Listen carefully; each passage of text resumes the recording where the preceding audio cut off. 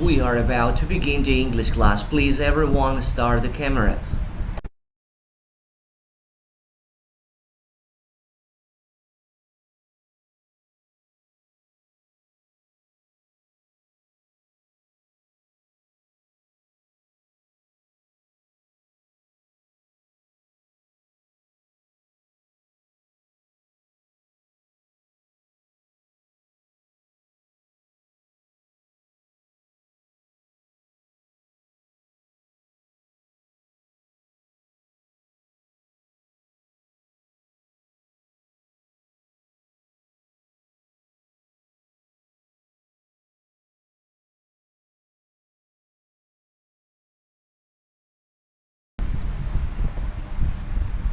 Good morning everyone. Thank you all of you for being here. Today is Saturday 5th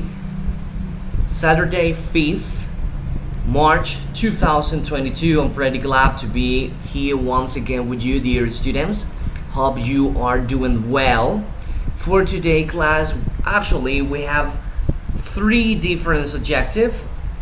All of them are about the present simple tense, something we already started studying the last week. Okay, it wasn't the last week, it was the last month.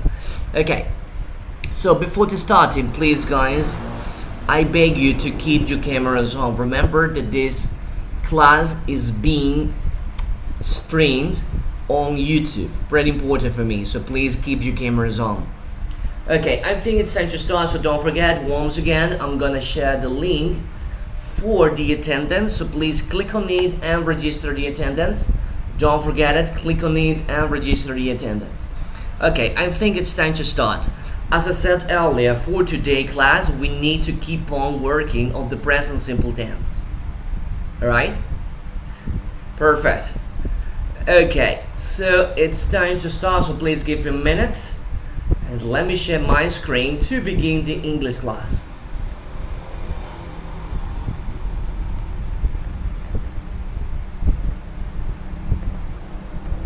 Okay, so you tell me, can you see the PowerPoint presentation?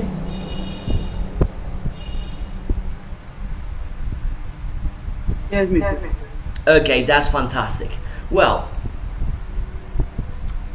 today, students, we are going to work on the present simple tense.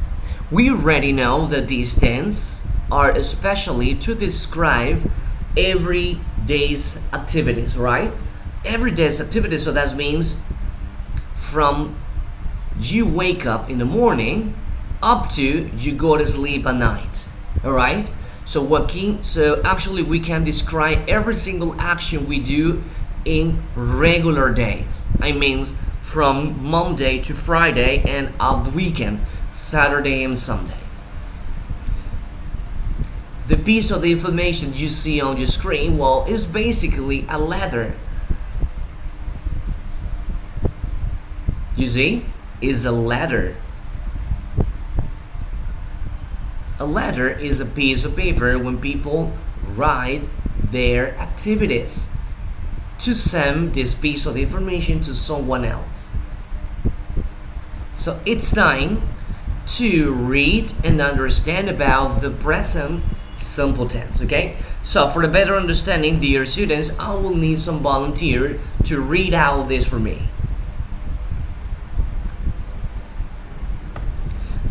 18 students. I can't believe it. Too bad.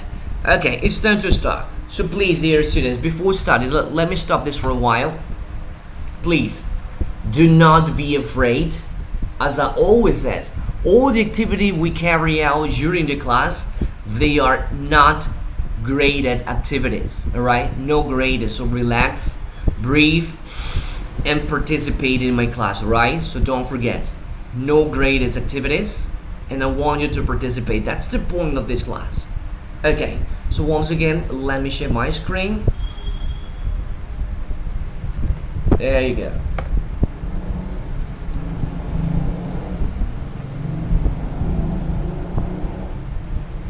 Okay, I need a volunteer to start reading, please. Who wants to participate with me? I just want you to read, period.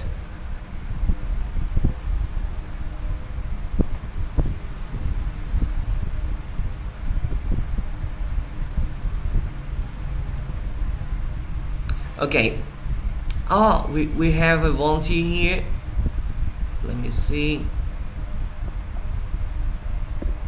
Okay, Mr. Joffre, thank you. Could you please start reading what you see on the screen?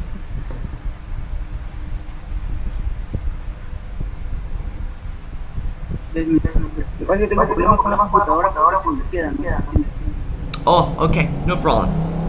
No problem, Mr. Joffre. I understand. Well, let me help you. I want you to look at this. I want you to read on your own, please. Or read in the same pace as I do. Dear Ali, I'm very happy of the English Language Institute. Every day, I meet so many interesting students with different customs. For example, my classmate from Thailand bowed to the teacher. My roommate, Leah, doesn't wear shoes inside the room. My classmates from Mexico don't call the teacher by their first name. This is a great experience. You friend, Kadash. Well, as you can see, this is a very common letter describing a event. Okay? In this case, they're describing about the classroom. They're talking about the customs and use the present simple tense to describe all the activity that she can see in the classroom. Now, take a look. Can you see the words in there? The word has been highlighted.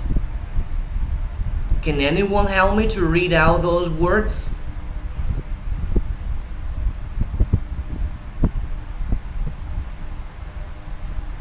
Okay. Miss Antonia Leon, good morning. Could you please read all the words that are highlighted, please? Good morning.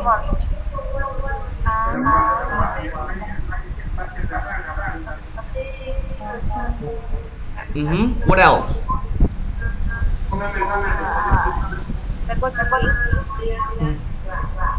Okay, what else? Come on, keep going.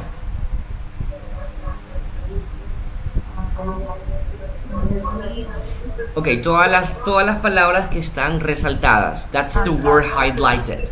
I want you to read them out. Repito las que están sombreadas. Yes. Hand, meat, house, casa, grandfather is. Correct. Thank you very much. Well, as you can see, all those words that are highlighted, they are English verb and all the ones are structured in the present simple tense. The word number one, am, we already know belongs to the verb to be. This one.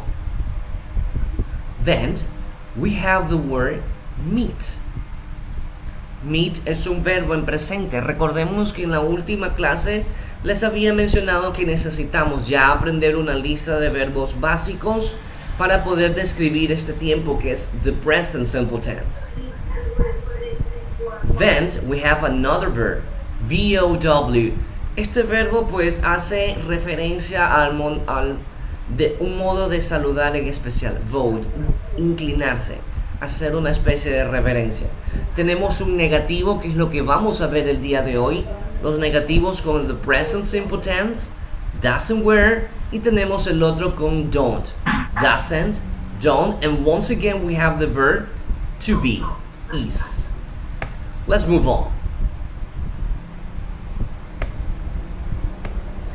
I have a V question for you, dear students. Who's remember the definition of the context or a concept about the present simple tense? Who can help me?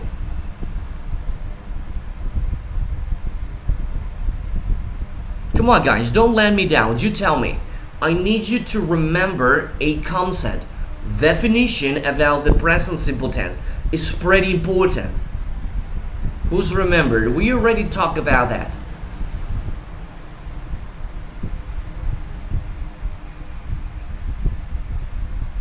Come on guys. That means you haven't studied. ¿Quién se acuerda, por favor? ¿Quién me ayuda Okay, but speaking English, that's the point, right? About the concept or definition about the present simple tense. Who's remember? ¿Quién se acuerda, por favor, el concepto, una definición, un ejemplo sobre el present simple tense? Es muy importante recordar esto antes de seguir. Anyone?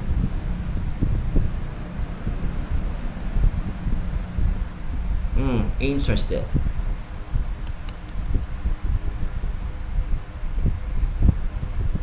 Ok, si no sabemos el uso, pues se nos va a complicar la forma.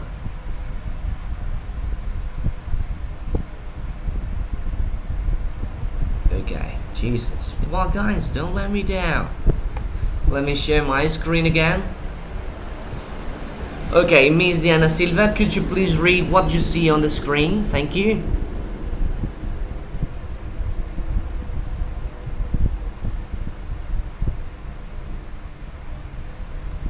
Miss Diana Silva, can you hear me? Could you please read what you see on the screen?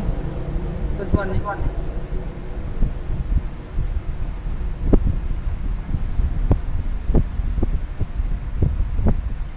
Please read.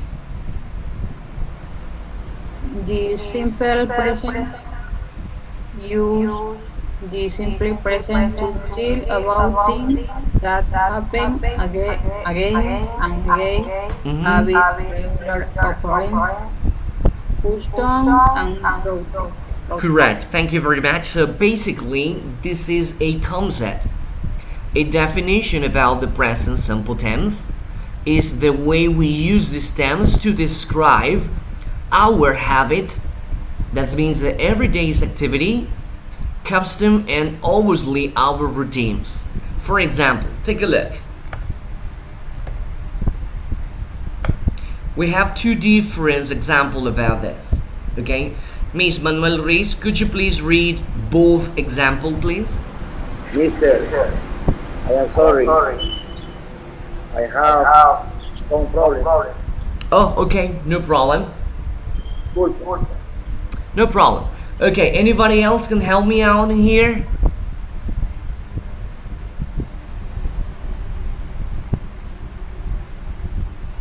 Okay, Miss Ikela Ruiz, go ahead. Read the example, please.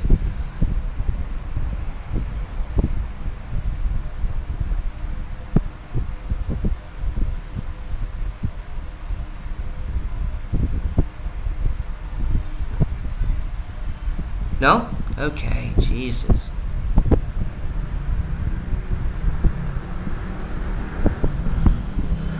Too bad. Okay. So the first example says Hamed drinks coffee every afternoon. So we have the pictures in there.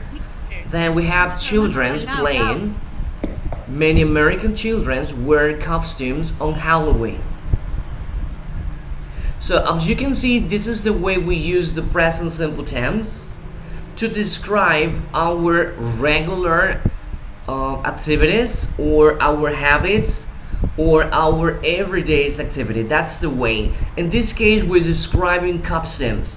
When I say the word costume, that means activity that is carried out in different countries in the world. For example, the first one that you can see is a man drinking coffee. It's describing his daily activities, drink coffee every afternoon.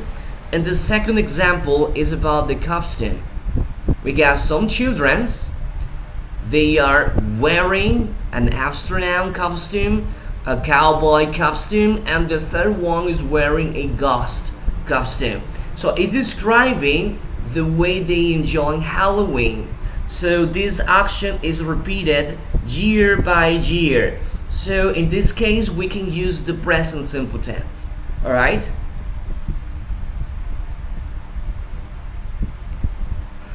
The number two, Tatiana Chiriwaya, tell me. Please read what you see on the screen.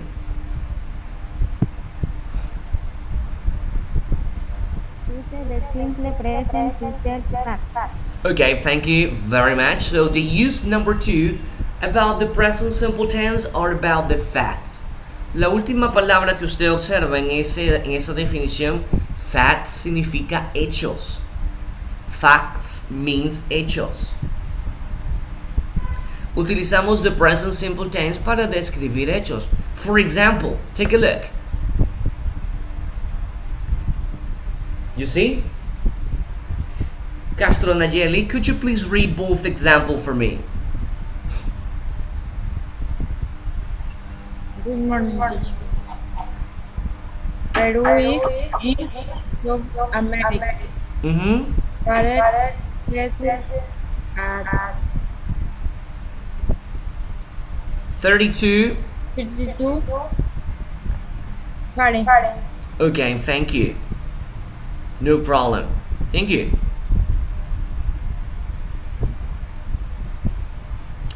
Ok, aquí tenemos dos hechos. De primera, obviamente, Perú está en América del Sur, pues utilizamos el verbo to be en este caso, Peru in South America. And the second example, well, is once again the same thing. El agua se congela a los 100 grados centígrados o 32, pues tomamos otra medida de referencia. Take a look. And the number 3, the simple present tense, use number 3, we use the present simple tense with no action verb. For example, Marianne and Cara know Arabic. Or we can say, Roberto likes bullfights. Now, take a look. Básicamente el present simple, como les dije en la clase anterior, no sé dónde dejaron sus apuntes, pero bueno, the present simple tense describe las actividades suyas o de terceros o de otras personas, los que ellos hacen o ellas hacen regularmente todos los días, desde el momento que se despiertan hasta que se vuelven a acostar. Entonces, para poder describir esto, nosotros vamos a necesitar verbos. Si no sabemos un verbo, pues ¿cómo vamos nosotros, en este caso, pues a describir nuestras acciones? Recordemos que ustedes anotaron ciertos verbos cuando estábamos describiendo acciones. El verbo levantarse, vestirse, bañarse, arreglarse, trabajar. Recuerdo muy bien que nosotros trabajamos todos esos verbos. Verbos muy básicos, muy comunes al momento de describir las actividades diarias. No se olviden, por favor, el presente simple que estamos viendo el día de hoy describe actividades diarias, sus rutinas, hechos. Obviamente va incluido describir pues una amplia gama de lo que se refiere a everyday's activities. Okay, dear students, if you have any question, please let me know. Oh, by the way, please do not forget. Recuerde, por favor, the present simple tense. Write in your notebook the concept of the definition. If you don't remember the use of the present simple tense, is gonna be a pain in the neck, right? It will be pretty difficult to understand the next classes, okay, regarding the present simple tense. Okay, please give a minute. Let me stop this for a while and I'll show you something else. Please, guys, don't let me down. Try to remember. I see that you don't study. Can't believe it.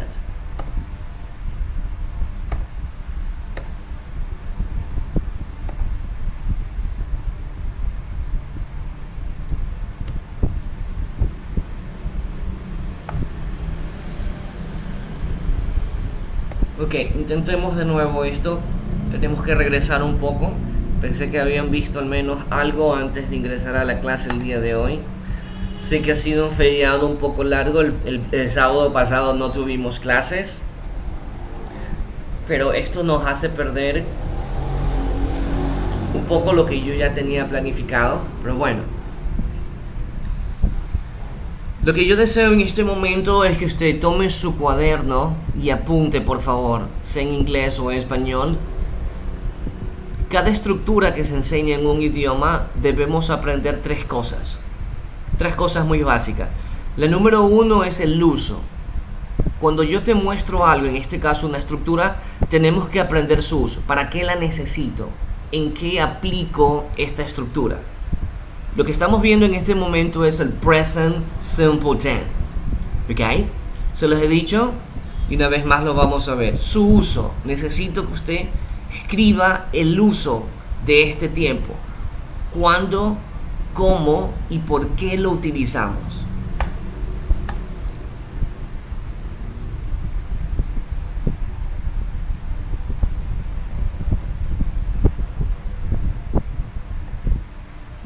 Okay.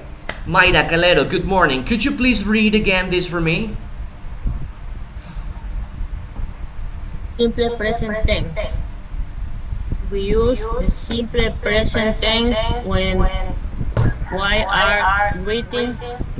Avoid some time that is repeat, is always true or is happening in a future time. Yes. Well, as you can see, we have some words in bold. Number one is repeated. Repeated. Cuando hablamos de repeated, ¿a qué se refiere? ¿Quién me ayuda? Repetitivas, acciones repetitivas. Correcto, que se repite. ¿Qué cosa se repite? Que ya hemos estado hablando ahorita en estos minutos. ¿Perdón? Acciones que realizan. Correcto, en este caso nuestras rutinas, las actividades diarias, pues son algo que se repite. Bañarse se repite, es algo que alguien no se bañe todos los días, pero es una acción que se repite pues. Cepillarse los dientes, beber agua, dormir, chatear, escuchar música, ¿ok? Son acciones que se repiten. A eso se refiere este concepto. Present simple tense, repeated, que se repite. Number two, always true, algo que siempre es verdadero. En otras palabras, es lo que vimos hace un momento a lo que denominamos hechos, que en inglés es facts. These are facts. Uno de los hechos, las estrellas y la luna se aprecian mejor por la noche. Eso es un hecho. El agua se congela a los 0 grados centígrados. El agua hierve a los 100 grados centígrados. A eso se le considera un hecho. Y esto pues se lo denomina en este ejemplo que ustedes están viendo como always true. Always true. Siempre. Algo que siempre es verdad. No solamente en hechos, sino en situaciones diarias dentro de nuestro entorno. Ya vamos a ver eso. Y lo último, que es happening in the future, que es algo que sucede en el futuro, pero no concretamente ahí. Vamos a verlo con ejemplo. Number one. Mora Jaime, good morning. Could you please read the first part for me?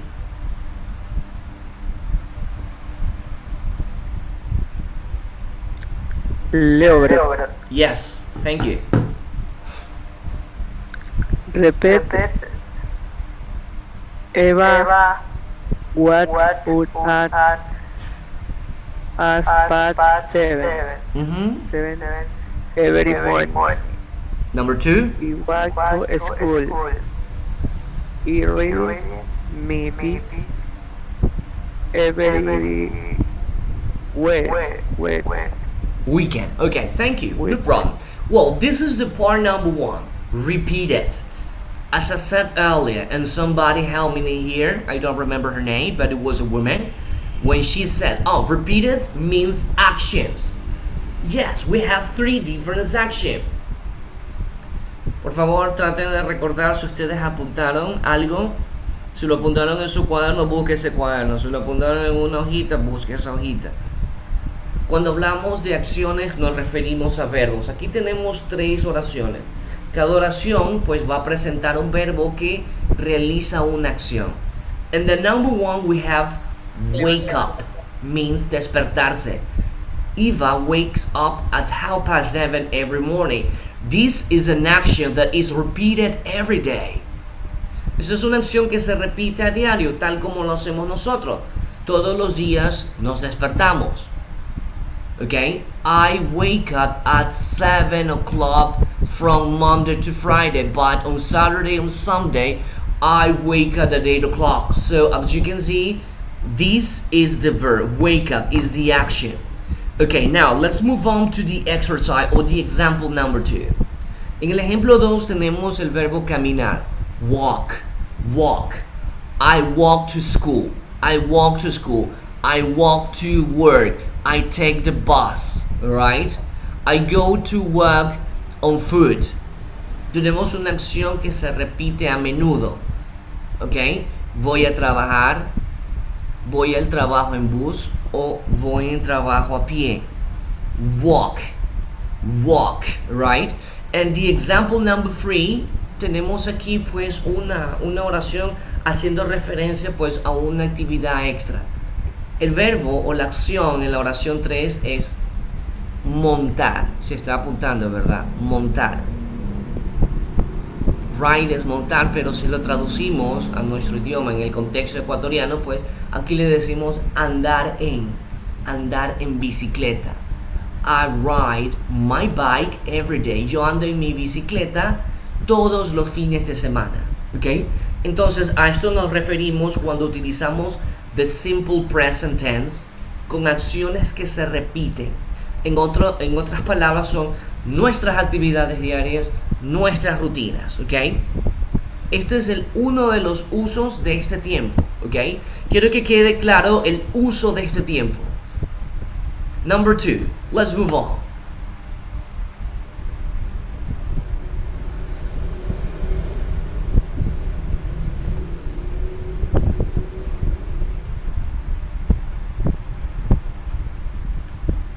Carlos Reyes, good morning. Could you please read the second part for me? Always or generally true. Mm-hmm. Some sex in the west. Y es que occurs daylight in a city. Okay, thank you. That's fantastic. Part number 2. Always or generally true.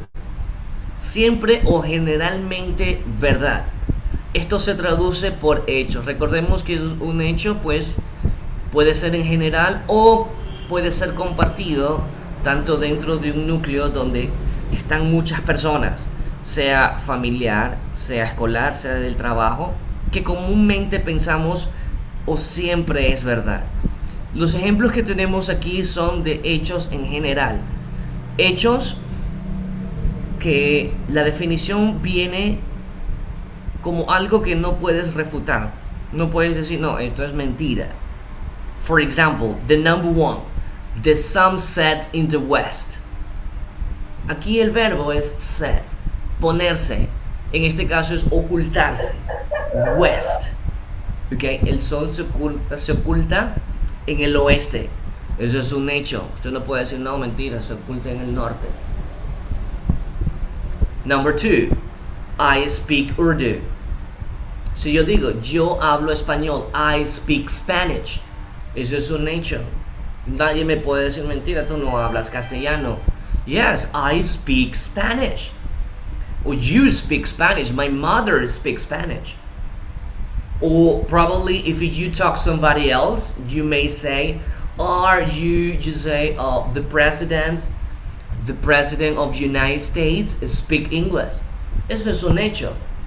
Y lo último, pues, they live in a city. Ellos viven en una ciudad. Podemos también tomar ese ejemplo y trabajar con lo nuestro. You can say, I live in Daule. Ese es un hecho. I live in Daule. Most of you live in Daule, but some student lives in Guayaquil. A esto se le denomina always or generally true. Okay, and the last part. I need another volunteer, please, to read this part for me. Who can help me?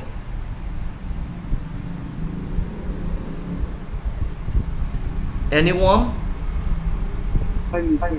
Okay, please, go ahead. Thank you. Happening in exterior time. The bus left at 9 o'clock. The film starts at 9:40. Ok, thank you. La última parte, aunque el tiempo que estamos en este momento definiendo su uso, qué es y para qué nos sirve, en la última parte nos está definiendo algo sobre el futuro, pero no es así. Me explico. Por ejemplo, nosotros sabemos, en este caso, como el ejemplo 1, the bus leaves at 9 o'clock. El bus sale a las 9 en punto. Es una estructura en presente, pero su contenido o su idea hace pues énfasis en un futuro. Lo mismo podemos decir nosotros. Cuando alguien le pregunta, Yeri, ¿tus clases de inglés qué tal? ¿A qué hora comienza? Las clases de inglés son los sábados a las 8 de la mañana. Usted lo está describiendo en presente, pero su idea o el contenido de eso que acaba de decir hace referencia al futuro. ¿Ok? De pronto usted dice, el bus para mi trabajo sale cada 25 minutos. Es presente, pero su contenido hace referencia a un futuro. ¿Ok? Lo mismo en la última parte. Ahorita que está de moda, o ya salió en cartelera la película de Batman, usted revisa y le dice a un amigo o amiga, o su novio enamorado, bueno, y le dice, la película empieza a las 3:30. Es presente, pero su contenido, lo que acaba de decir, hace referencia a un futuro. ¿Ok? Entonces, aquí tenemos el por qué, cómo y para qué. En otras palabras, es el uso. Yo necesito saber cómo utilizar, en qué utilizo el present simple tense. Entonces yo lo utilizo en repeated actions, que es la parte número 1. Repeated action, que quiere decir actividades diarias, mis rutinas, todo lo que se repite. Número 2, hechos, always or generally true. And the number 3, happening in the future time. Algo que haga referencia, ¿ok?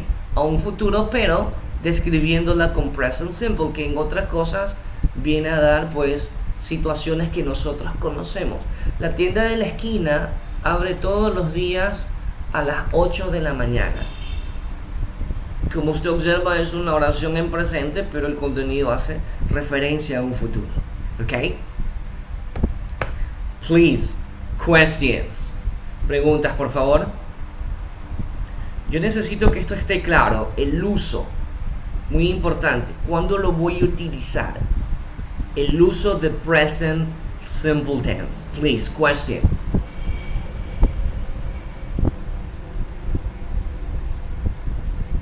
Is that clear?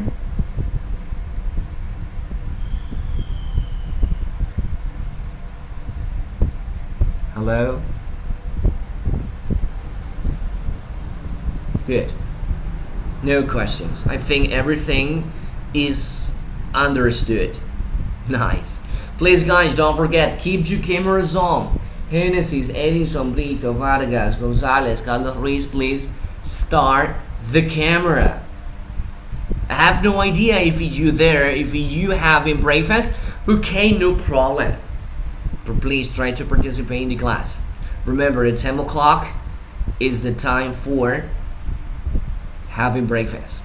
Okay, let me stop this for a while. So no question about the use of the present simple tense. That's nice. I can't believe it.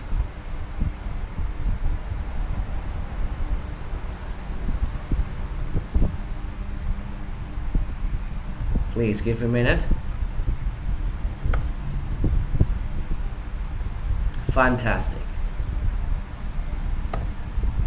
Okay, you tell me, can you see the PowerPoint presentation? Yes. Yes. Okay, bring it on. Okay, let me see, Mr. Carlos Ruiz. Good morning. How are you? Morning. Ok, vamos una vez más a ver el uso. Acabamos de ver el uso de una manera un poco más formal, más académica. Lo que vimos es una forma muy académica. Vamos a hacerla a lo criollo, ¿ok? que básicamente es lo mismo. Mr. Carlos, por favor, léame la primera parte donde dice hábitos. Habits. Habits. He always drinks coffee at work. Mhm. She takes up at 7 a.m. Every day. They usually eat dinner at home. Okay, thank you. Don't forget the number 7 is Mister, the yo no número le 7. puedo leer 7. Estamos un poco ocupados. Excuse me? Digo, le puedo leer la otra parte. Yes, please. True in the present, please.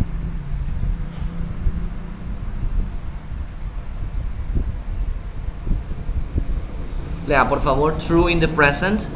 Here, this part. True in the present, I'm sorry. Mhm. Street, 60 years for and die en Nueva York. Correct, thank you. A esto me refería yo cuando hablamos de hechos. Hay hechos que son de manera general, como los que vimos hace un momento, pero hay hechos que se dan dentro de una comunidad o de un grupo, un núcleo de personas. Que esa verdad es absoluta para ese grupo de personas, pero no para los demás. Le hago acuerdo, por ejemplo, imagínense cuando estaban ustedes en el colegio, tienen que acordarse, ¿verdad? ¿Qué cosa eran hechos dentro de su salón de clases? De pronto entre los varones decía en las olimpiadas,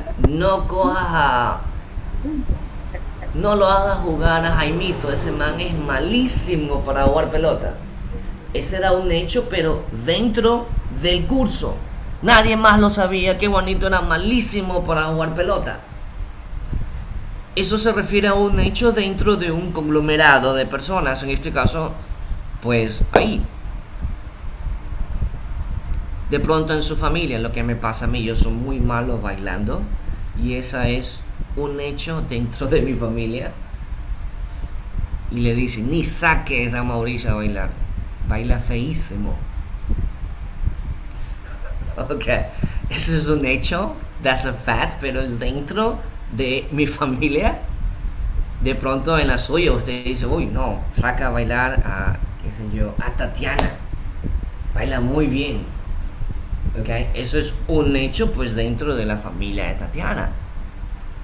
Ok, recuerda, hay dos tipos de hecho, uno que es en general, otro que es pues un poco enfocado a un núcleo de personas, como lo que acababa de leer su compañero. Por ejemplo, esta parte, él trabaja en Wall Street, eso es un hecho, él trabaja ahí. The number 2, she's 60 years old, ella tiene 60 años de edad. Yes. We live in New York. Well, we don't live in New York. Most of us live here in Dallas. Ahora nos vamos a los hechos en general. Okay? Here we go. Who wants to read this part?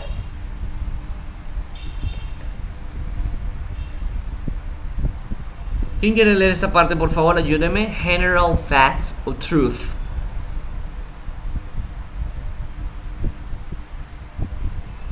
Okay, Antonia, thank you. General facts truth.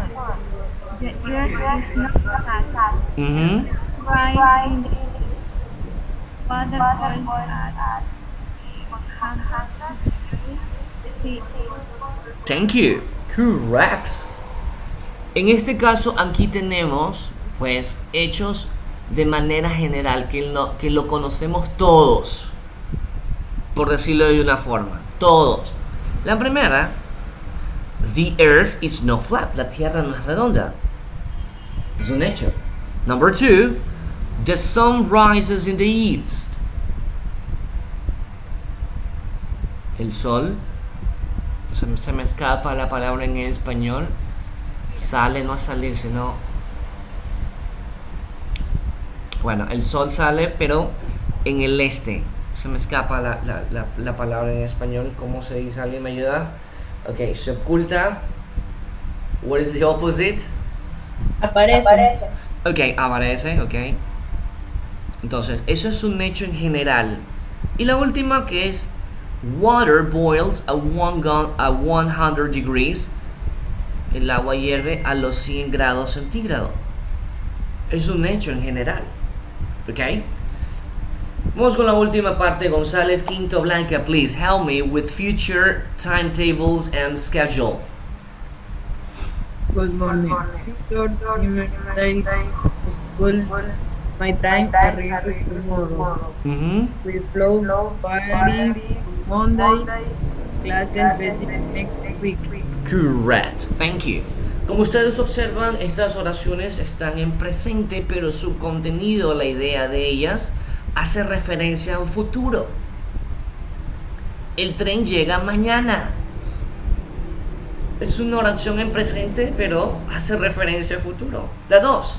We fly to Paris on Monday. Nos vamos a París el lunes. Or, classes begin next week. Las clases comienzan la próxima semana. You see? Entonces, esta es una forma un poco más criolla, no tan técnica como la vimos la primera, de lo que se refiere al uso del present simple tense. Lo que me van a hacer en este momento ustedes, en esta actividad, ¿ok? This activity, y la van a compartir en sus cuadernos, escriben en sus cuadernos. No es una clase, no es una actividad calificada, pero voy a trabajar con algunos voluntarios. Necesito que me escriba 3 oraciones de sus hábitos, como usted lo ve ahí. Cuando hablamos de sus hábitos, eso indica que el sujeto va a ser yo, que en inglés es I. Me escriba 3 oraciones que sean un hecho, pero dentro de su familia. A mi papá le gusta levantarse a las 5, pero a mi abuelita le gusta levantarse, o mi abuelita se levanta a las 5 de la mañana los domingos. Imagínense, los domingos. Okay. Ese es un hecho, pero dentro de la familia de alguien. Dice, mi abuela se despierta a las 5 de la mañana los días domingos. Entonces yo quiero que usted me busque hechos dentro de su núcleo familiar, que sea eso verdadero, pero dentro de su familia. Después, por favor, me escribe 3 oraciones de hechos que sea de manera general. Y por último, pues, 3 ejemplos que hagan referencia a un futuro utilizando present simple tense, okay? For this activity, dear students, you will have 5 minutes. Start, please.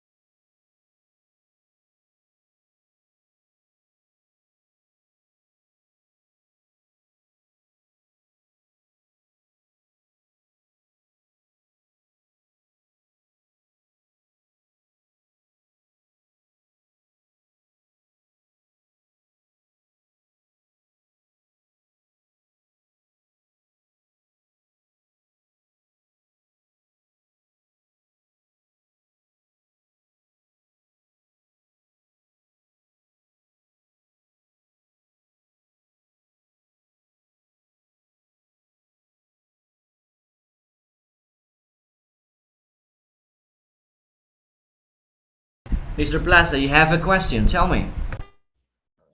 Gracias, licenciado. No sé si me da el permiso y la autorización de poder retirarme de la clase por completo. Lo que pasa es que se me presentó un inconveniente familiar, así que ya no puedo estar presente en la clase. Mr. Plaza, please send a message, a private message, because I think I got problem with my speaker. I can barely hear you. Please send a message. Okay, teacher. Thank you.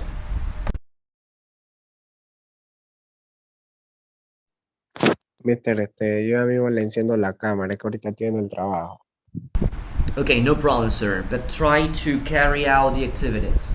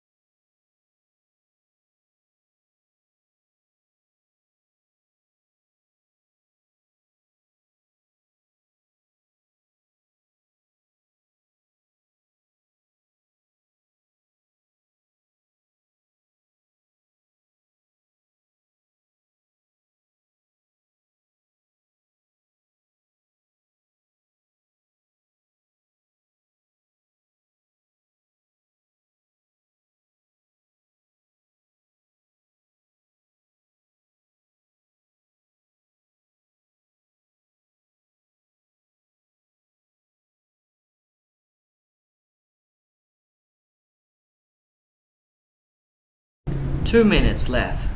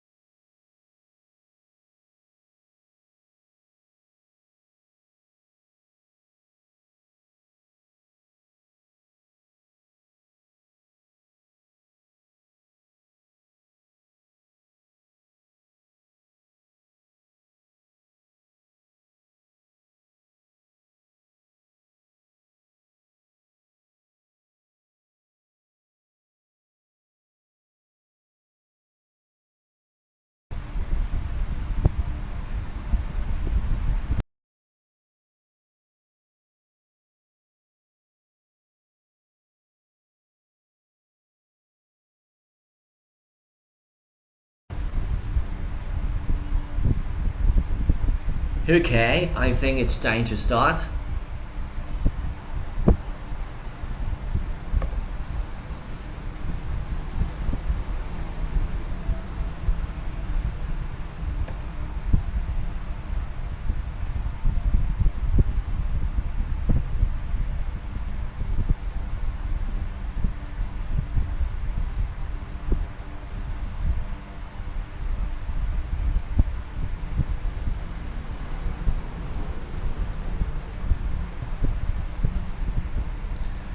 Okay, so it's time to start. I would need a volunteer to start the activity, and that person, a DAB student, have to share habits, true as a general fact, true as well as a family facts, and future. Who wants to start? Joffrey, thank you.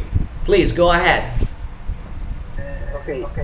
My dad gets up down to sleep every day. Okay.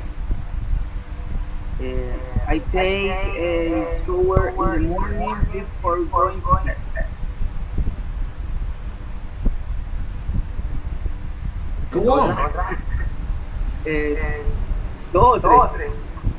Ok, dime al menos una, pero de los 4 diferentes aspectos.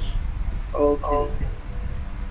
I am a senior, and the following week I have a program. Okay. My mom's birthday is this month. Good. Okay, interested. I didn't know that, Mr. Cordova. Nice. Okay, thank you. Okay, we have another volunteer. I think is Miss Ruiz. Please go ahead.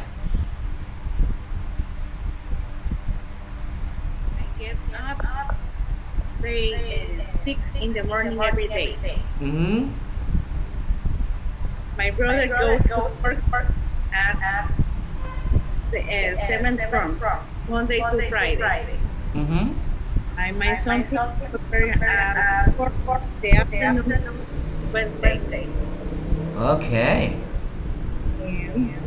The moon revolves here.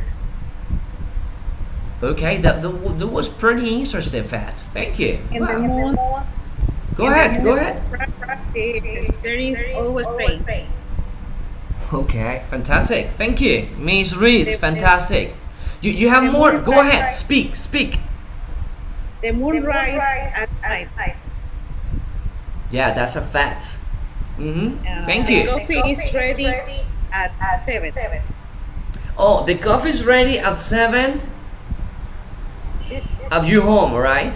En su casa está siempre a las 7, ¿verdad? Yes. Okay, that's fantastic. Go I ahead. go to work at 8. Mm-hmm. I return home at 7. Good. Interesting. That's fantastic, Miss Ruiz. Thank you. I appreciate it. We have more volunteers. Okay, Miss Calero, Mayra, please go ahead. I drink coffee every day. My father watches news every day. Mm-hmm. In winter, it rains. Guayaquil bus left at 7 o'clock in the morning. Okay, thank you. Interested. Okay, Miss Antonia, thank you. Please go ahead. Present. My sister has breakfast at 6 in the morning. Mm-hmm. My grandmother travels on Wednesday morning. That is in family. My kids play on. My dog is in for. My cousin returns on Friday. Will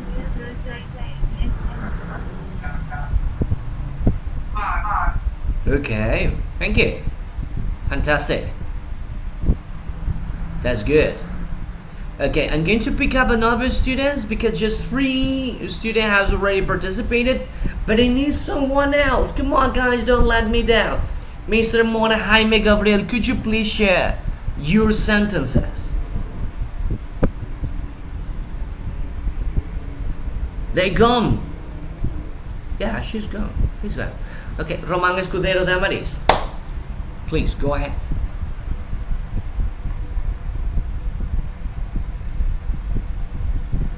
No sé si realmente esté bien, pero Es nivel 1. Vamos, vamos. I travel every day the subway to my work. Okay. My brother leaves home at 8 the morning.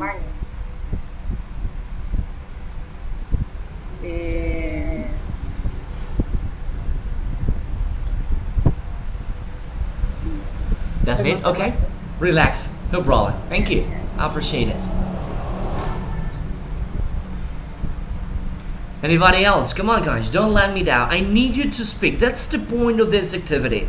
Remember, English is a language, and the only way to show that you master a language, no matter if you are in the beginner level or elementary, intermediate, or advanced level, I need you to speak. Okay, Eddie Sombrito, are you there?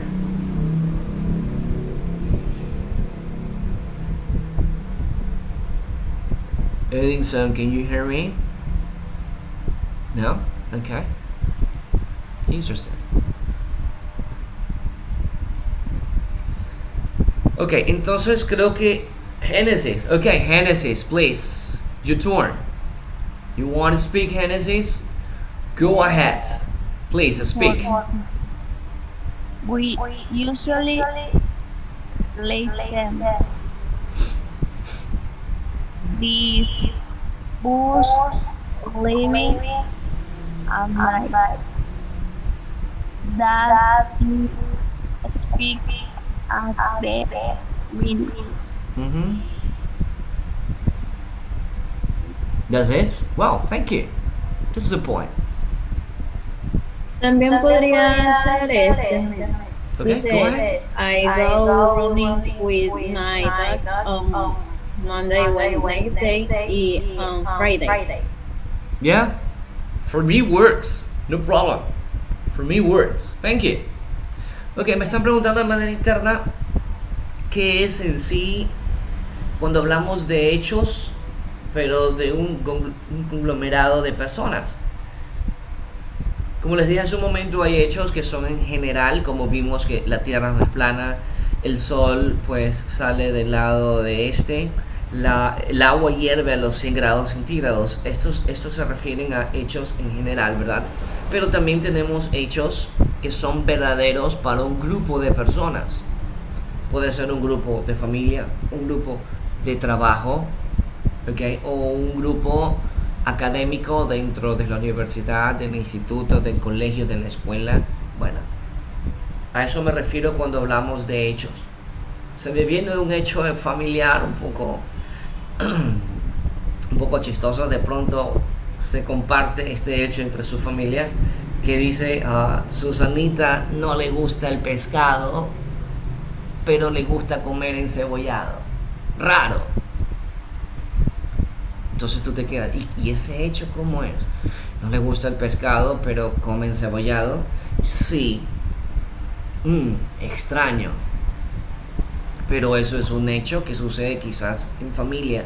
No lo conocemos todo, pero es dentro de esa familia que sucede eso.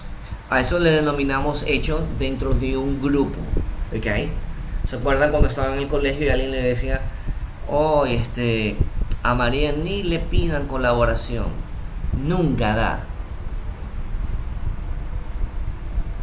Eso era un hecho dentro de ese salón de curso. Okay, that's the point.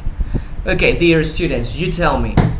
¿Está claro, por favor, el uso de present simple tense? You tell me. ¿Sí? Ok, correcto. Excelente. Como les dije, tenemos que aprender ciertos pasos para entender las estructuras. Como punto número 1 tenemos que avanzar su uso. ¿Ok? Ya sabemos que lo utilizamos para esto y lo podemos utilizar también para esto y también para esto de acá. ¿Ok? Ahora, lo que vamos a ver a continuación se va a desglosar en su forma. Algo que ya habíamos visto la semana pasada. Recuerden que les dije que por favor anotaran verbos que ustedes estaban viendo ahí. Con los verbos representan acciones y lo vamos a necesitar cuando estemos hablando o describiendo algo. ¿Ok? Ahora vamos a trabajar pues algo relacionado con las frecuencias. En inglés hay algo que se le denomina adverbios de frecuencia. Adverbs of frequency. ¿Ok? Adverbs of frequency. We basically use the adverbs of frequency to denotate how many times we do a certain activity. Okay? So for example, you may say, I brush my teeth. Okay? I drink coffee. I watch TV. I listen to music. I do my homework. Yes, that's correct. But if you want to denotate how many times or how frequent you carry out those activities, well, we're going to need the adverbs of frequency. For a better understanding, please let me share my screen. Give me a minute.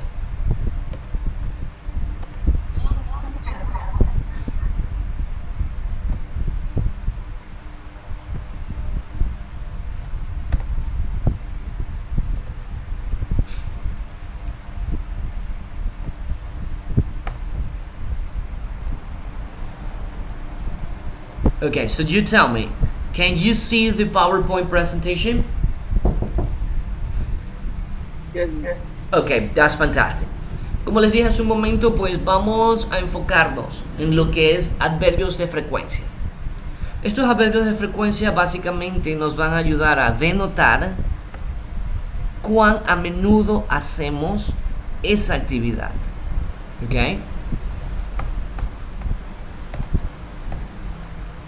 En cada una de estas oraciones, como ustedes observan, tenemos el mismo verbo, la misma acción que es comer. Pueden visualizar el verbo eat en todas las oraciones. Eat lunch. In every single sentence we have the same action. Eat lunch. So you can say, I eat lunch in the afternoon. But if we want to say how many times, okay, we do that activity, we can use the adverbs of frequency. The adverbs of frequency are those words in blue color. Can you see the color? Blue color. Always, usually, often, sometimes, seldom, rarely, never. So these are the adverbs of frequency. Las palabras que usted observa de color azul son los adverbios de frecuencia. Repito, estos adverbios de frecuencia los vamos a combinar con el present simple. Estos adverbios de frecuencia nos permiten denotar cuán a menudo hacemos cierta actividad. Si lo hacemos siempre, usualmente, de vez en cuando, algunas veces, a menudo, rara vez o nunca. Okay, so these are adverbs of frequency. Con esto pues nos vamos a ayudar para compartir la actividad que realizamos y con qué frecuencia la hacemos. Number 1. Always. Siempre. Always. 2. Usually. Usualmente. 3.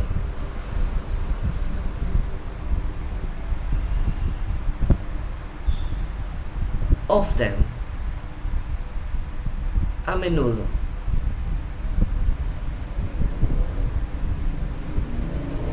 4. Sometimes. Algunas veces. sometimes, seldom, de vez en cuando, seldom, rarely, rara vez, and never, nunca. Let's read. Peralta Andrea, could you please read sentence number 1, 2, and 3?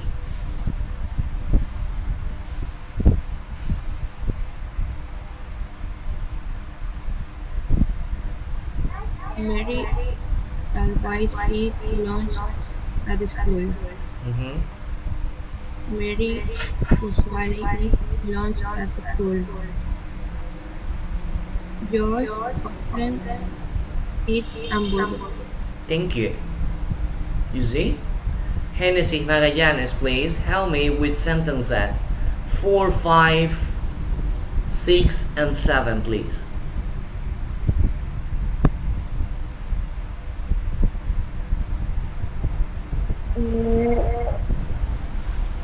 Tia something eats lunch at school.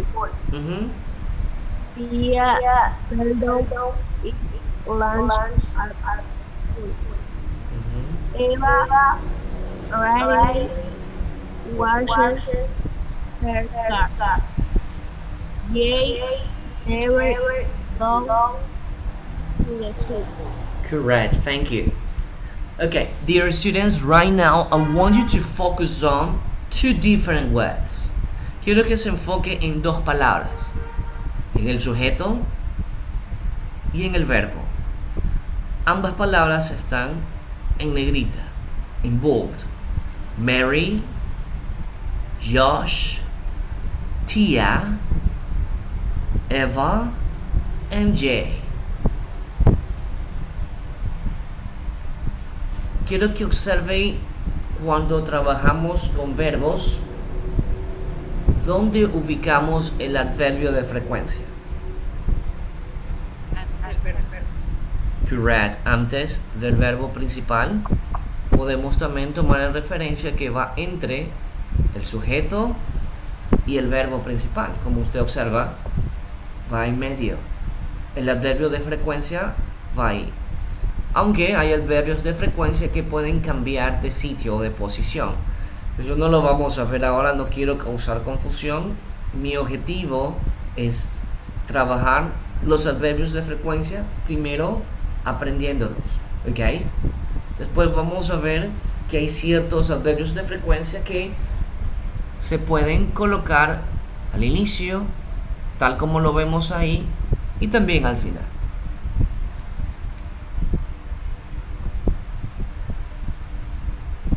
Okay, so let's carry out the first activity.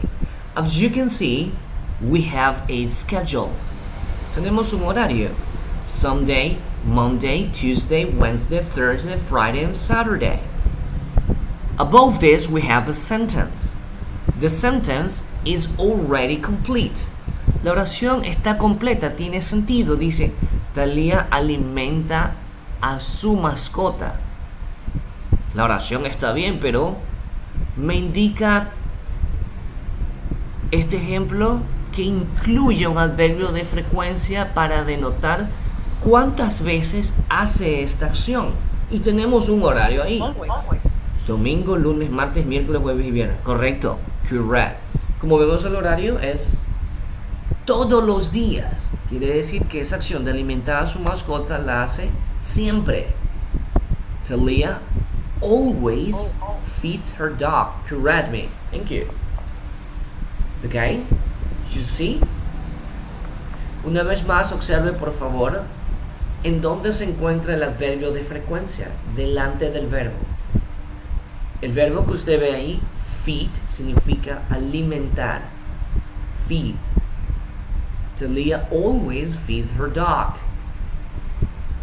Let's move on. What about this one?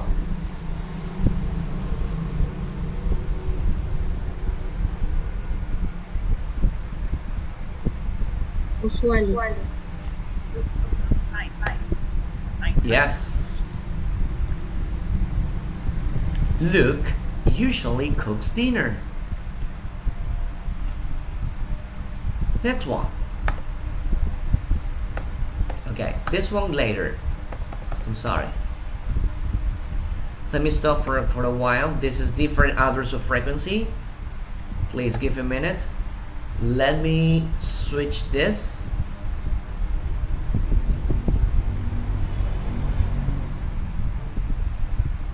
Okay, give a minute, please.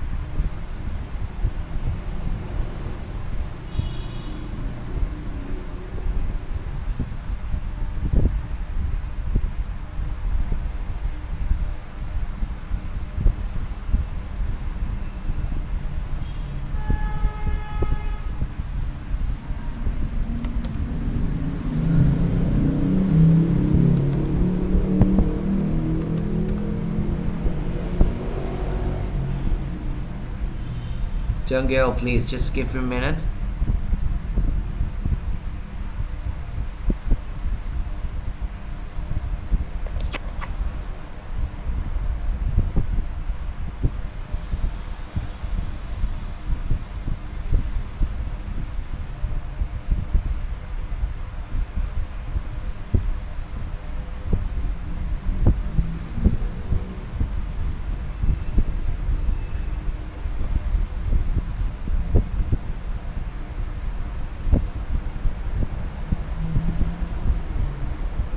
I can't believe it. Can't find it.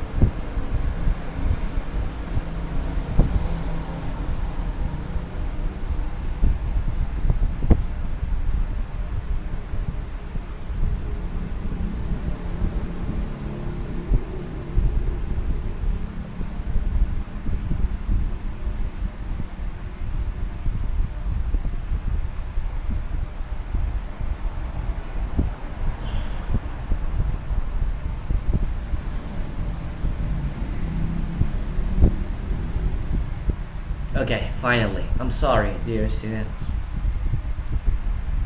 I'm facing with this problem every single class. Okay, you tell me, can you see it?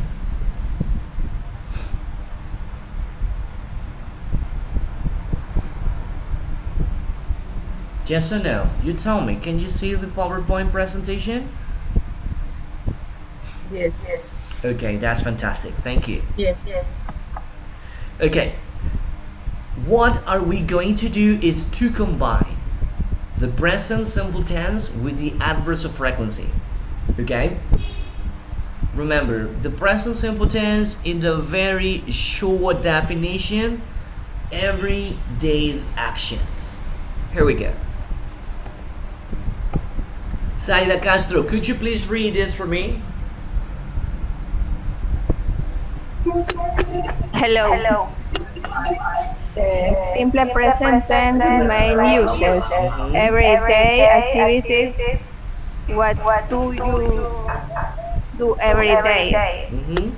How often? Correct. Routines, habits, and costumes. General tools. Natural relief, mostly. Thank you. Ok, pues aquí he puesto una vez más un recordatorio del uso del present simple tense. No se me olvide, actividades diarias, qué haces todos los días, cuán a menudo, las rutinas, hábitos, tus costumbres, verdades en general o verdades pues desagregadas a lo que es un conglomerado de personas, un grupo. Nuestro objetivo del día de hoy es esto, adverbios de frecuencia. Hace un momento pues acabamos de ver unos adverbios de frecuencia. Aquí tenemos unos más. So the first one is always. As you can see is 100%. Siempre lo hace. Always, always, siempre. Then, usually, 90%. Usually, generally, 80%. Often, 70%. Sometimes, 60%. occasionally 30%, hardly ever 5%, and the word never 0%. Ok, aquí tenemos la palabra hardly ever, que es uno de los adverbios nuevos que no estaba incluido en la PowerPoint anterior. Hardly ever es casi nunca. Hardly ever, casi nunca. Es un poco diferente a decir nunca, nunca hago esa actividad, o casi nunca hago esto. Hardly ever. Ok, tenemos, bueno, occasionally, muy parecida a nuestro idioma, no creo que necesite traducción. La otra es generally, creo que tampoco. So let's read. Román Escudedo, Damaris, please read the example number 1, 2, and 3.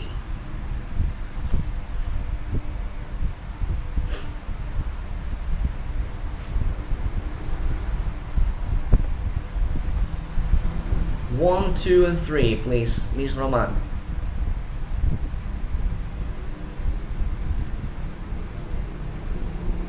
Generally. This one. Las oraciones, los ejemplos, Miss Roman. 1, 2, and 3. Maria always does her bed at 7 o'clock in the morning. Usually take a shower at 6:30 in the morning. Henry generally takes the bus at 8:50 in the evening. Thank you. Okay, let's see.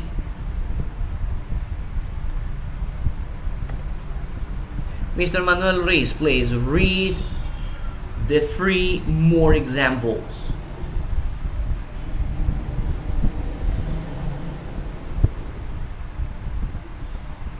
Leo. Yes, please. They often have fun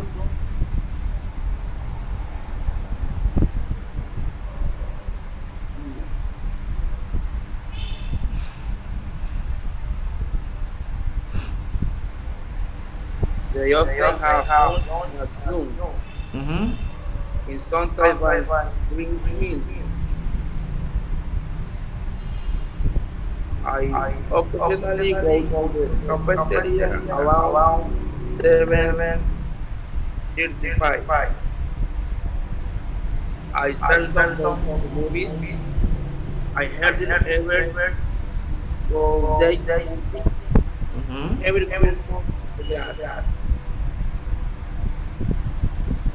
The last one, please. She never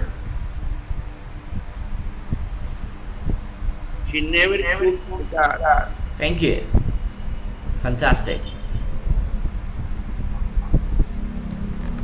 Okay, so we already practiced. We already know about the hours of frequency, but I think it's time to practice. It's time to practice. Okay? Please give me minutes. Let me get the file to start working on the hours of frequency.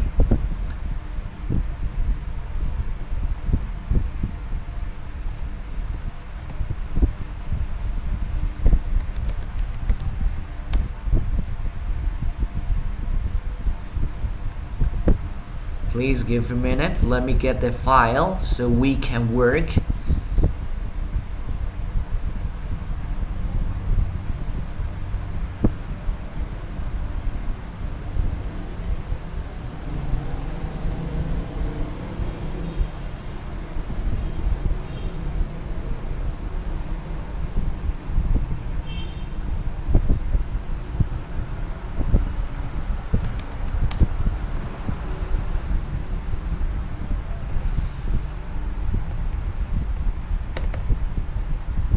Let me share my screen because I need to explain something before carry out activity.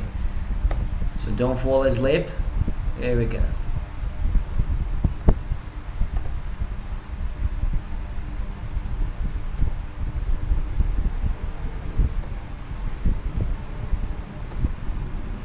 Okay, so before starting the activity, I need to explain in which situations, quotation marks, we can use the average of frequency. As I said earlier, we already know that we use the average of frequency to denotate how often we do a certain activity, right? So, let me introduce this question for you.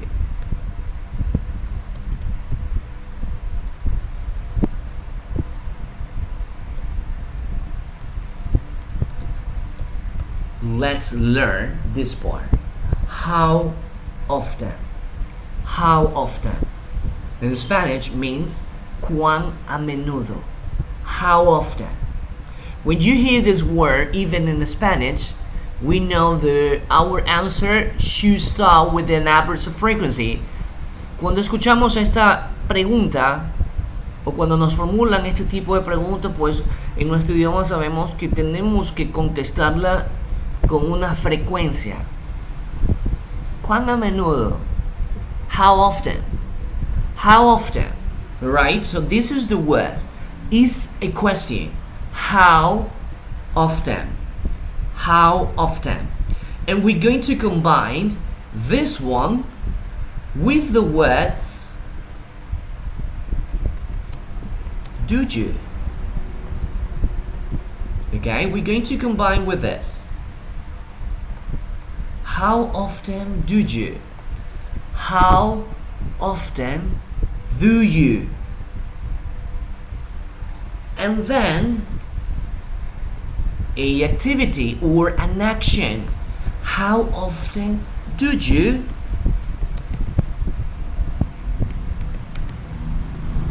This is the action. You see?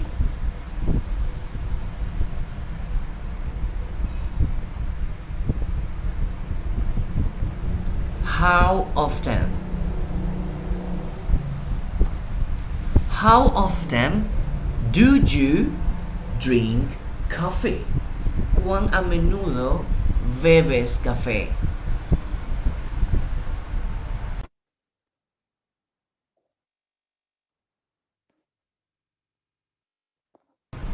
How often do you drink coffee? ¿Cómo responderían esa pregunta? Usually every day.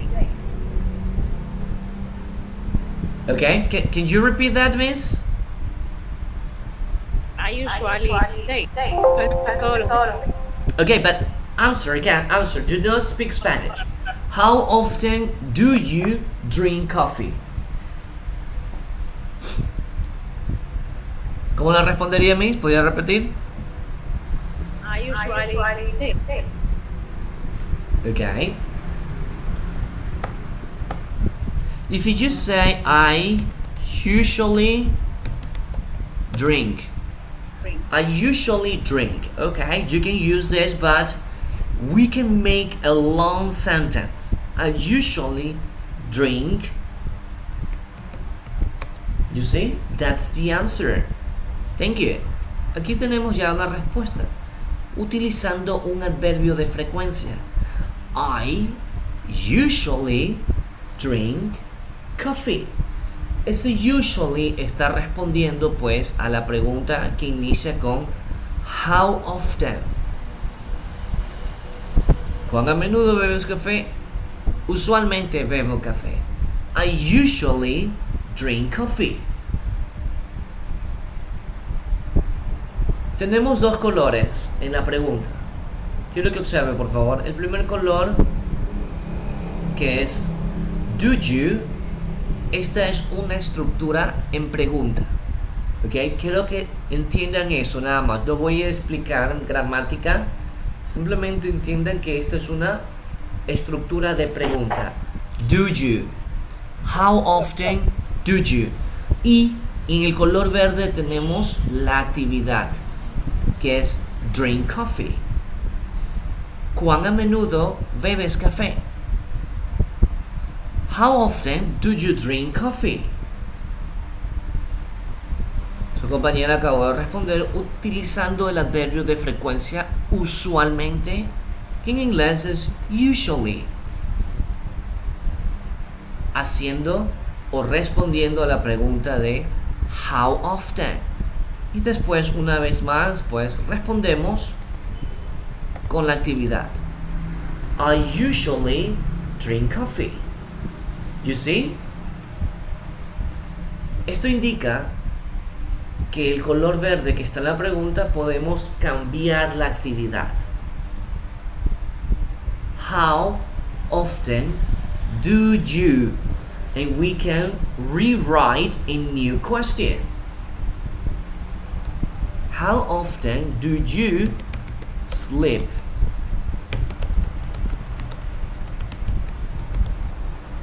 You see? How often do you sleep in the afternoon?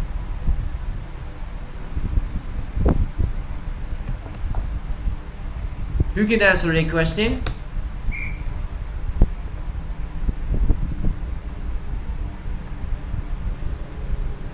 Who can help me with this question? Sometimes. Okay, if you just say just the word of the adverb itself, but you don't explain or you don't include that complete information, it may sound rude. Okay, si nosotros simplemente decimos pues el adverbio, pues suena un poco rudo, ¿verdad? Es cuando usted le pregunta, ¿y cuántas veces o cuán a menudo haces tal actividad? La otra persona le dice, siempre, nunca, de vez en cuando, a menudo, rara vez, and so on. ¿Puedo responder? ¿Cómo? I rarely sleep in the afternoon. Ok, yes. Comúnmente tenemos que decir, pues, intentar decir la oración completa, ¿ok? Comenzamos con yo, I, always, I usually, I never, I occasionally, I generally sleep in the afternoon. For example, in my case, I say, I never or I hardly never sleep in the afternoon. Alright? So it's up to you to pick the correct hours of frequency and work. Okay? Here we go. Time to practice. Let me share once again the screen. So please give me a minute.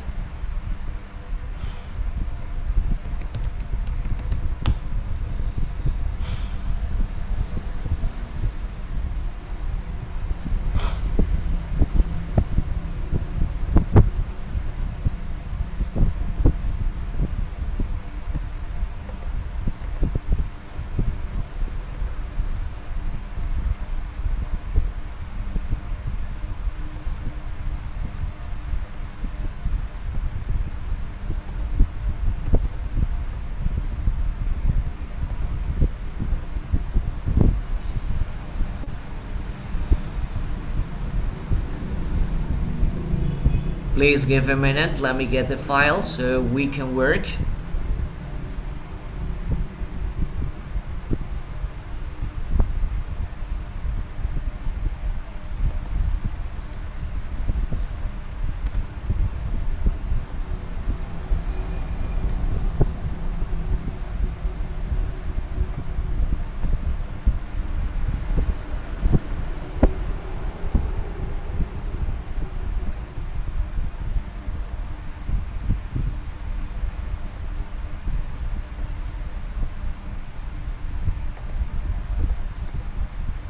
Okay, finally.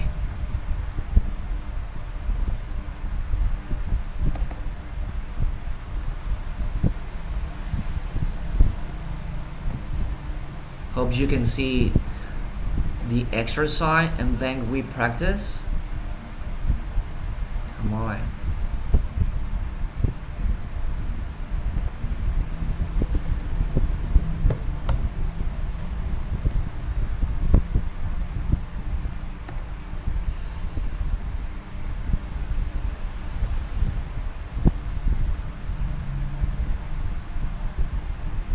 Ok, listo, vamos a compartir el que acabo de modificar, Please give a minute. Done.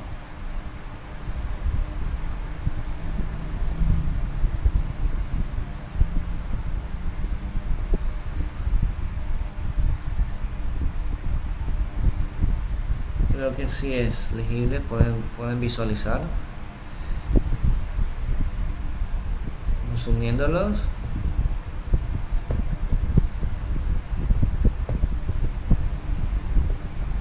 Okay.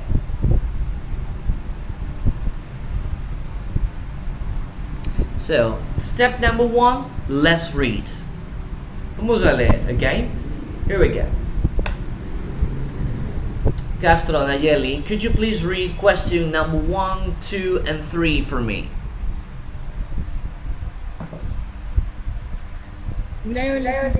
Yes, number 1, 2, and 3. How often do you think of? 2. How often do you watch? 3. How often do you watch a video? Correct, thank you. Let me pick up another student. Let me see. Joanna Moreno, could you please read sentence 4, 5, 6, and 7 for me, please?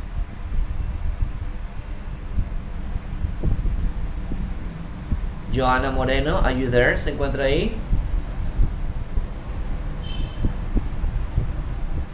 No está Joanna Moreno, bueno. La hemos perdido. Okay, Matamoro Pisa, please read the sentences 4, 5, 6, and 7 for me.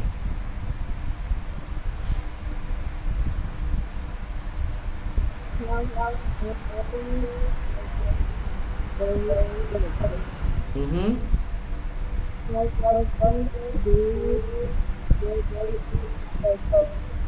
Good. What else?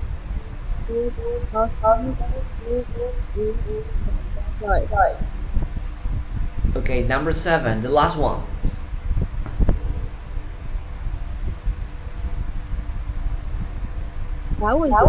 Yes.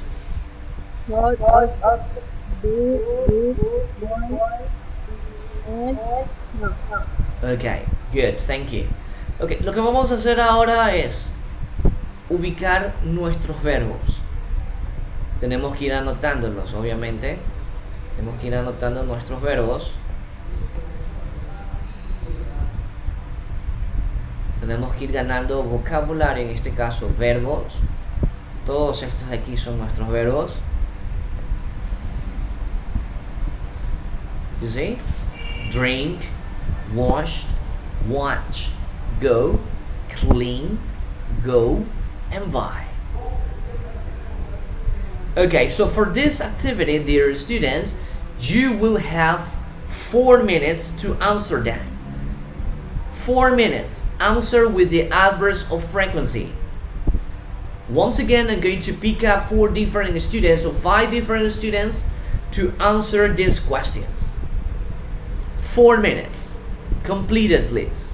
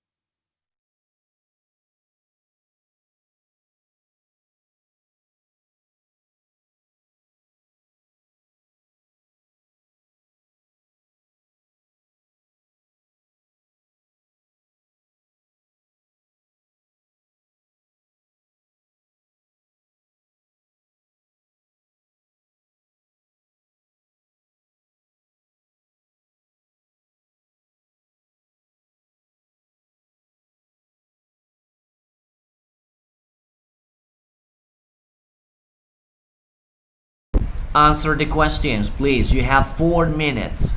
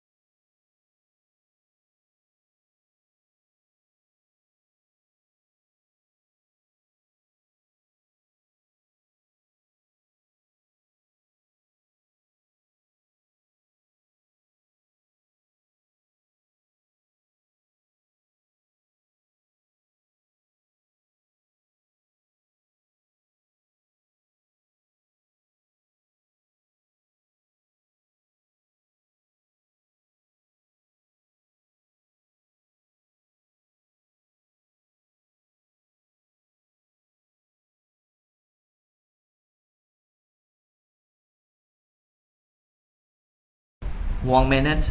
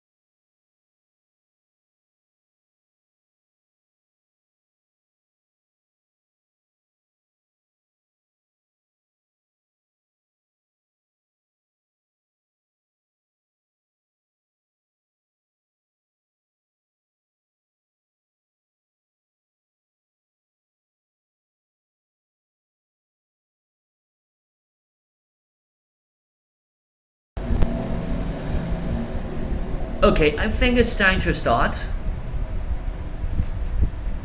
We're already just 10 minutes before break time. Okay, we have a volunteer, Ms. Icaela Ruiz. Question number 1 and 2 for you. Listen. Please give a minute. Don't go. Let me stop for a while. Here we go. I usually drink coffee. Okay, but stop. Give me a minute. Miss. Let me ask you the question. Question number 1. How often do you watch a video? I drink coffee. No, listen my question.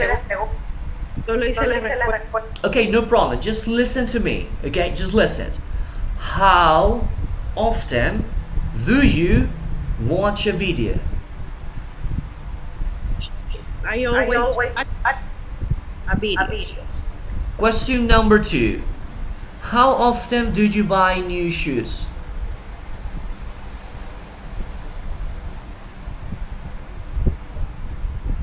Repeat for me. No problem. How often do you buy new shoes? I never buy. Perdón. Sí, Okay. Question number 3. Listen. How often do you clean your room? I often put my room dirty. Okay, thank you. Let's move on, Miss Antonia Leon. Now is your turn. Question number 1 for you. How often do you go to a fast food restaurant?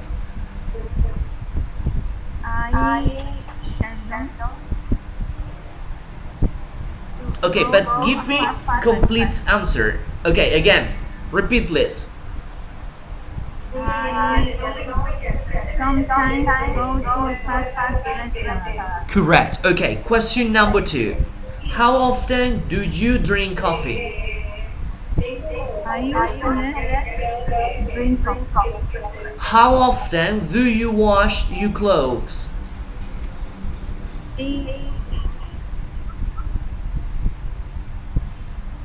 How often do you wash your clothes?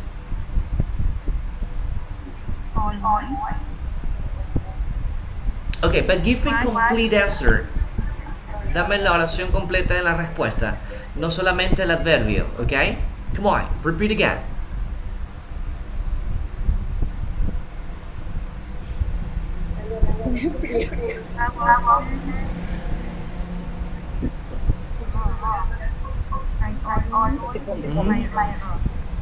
Okay, thank you. No problem. Okay, I got another volunteer, Mr. Joffre Roman. That's perfect. Question number 1 for you, Mr. Listen. I'm sorry, Cordova. I'm sorry. Okay. Okay. Question number 1 for you, Mr. Cordova. Listen. How often do you play video games? Ok, pero dame la respuesta amplia, no solamente I always play, no. Yo siempre juego videojuegos, ok? How do you say that? Okay, I always Play. video. Videojuego. Correct. Question number 2 for you. How often do you have dinner?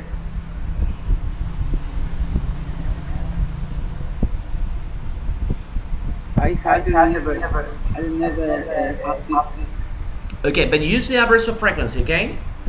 Despacio, okay? Yo siempre, yo usualmente, yo algunas veces. Okay, the question is, how often do you have dinner? Es que como no tengo trabajo, No, have dinner, merendar. ya.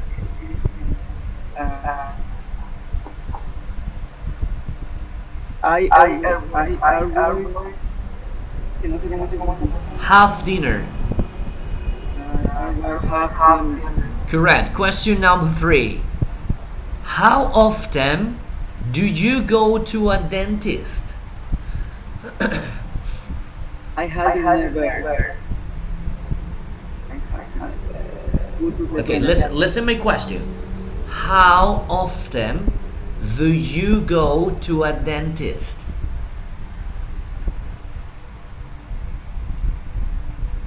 I occasionally go to the dentist. Okay, thank you. Fantastic. Okay, let me pick up another one before break time, so give a minute. Let me see. Yomaira Moreno, good morning. Can you hear me?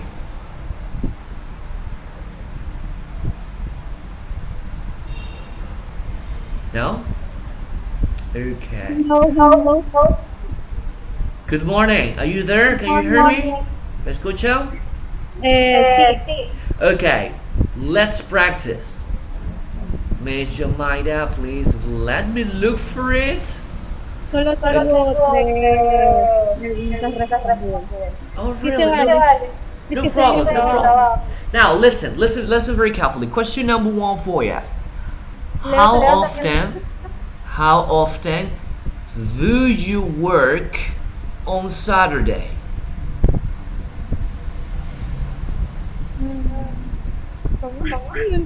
I want you to read here the subtitles, okay? Quiero que lea los subtítulos si no me logra entender bien.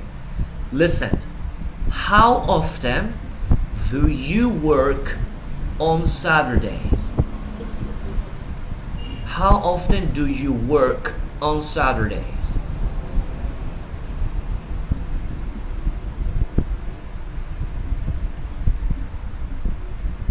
Yeah? Don't you understand? Okay, listen. How often do you drink coffee?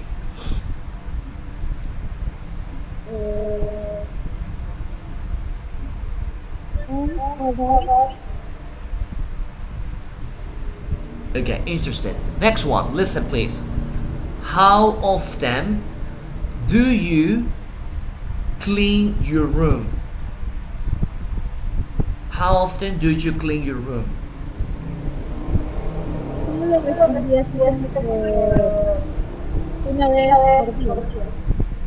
Okay, but that one is a different way to denotate an action. I wanted to use adverbs of frequency. Always, usually, sometimes, seldom, never. Okay. Okay, no problem, miss. Thank you. Jesus, come on, guys, don't let me down. Okay, I think we need to start practice something else, so please give a minute. We already practiced this one. Okay.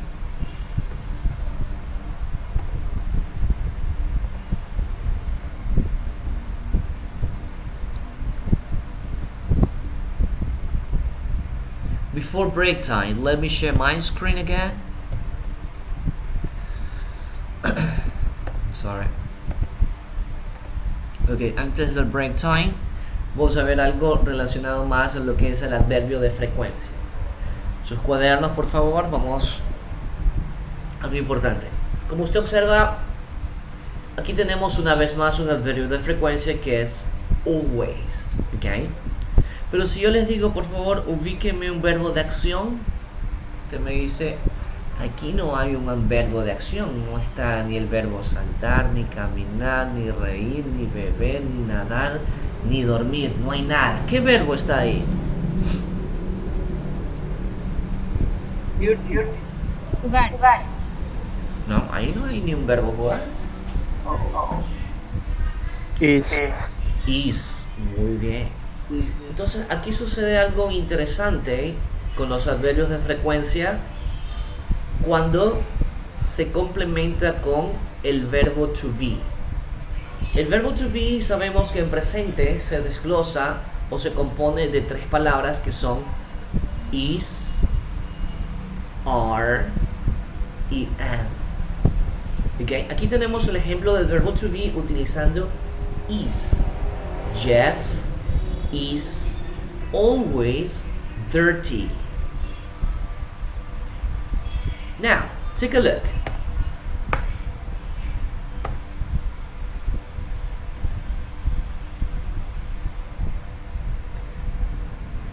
¿Puede ver dónde se encuentra ahora el adverbio de frecuencia?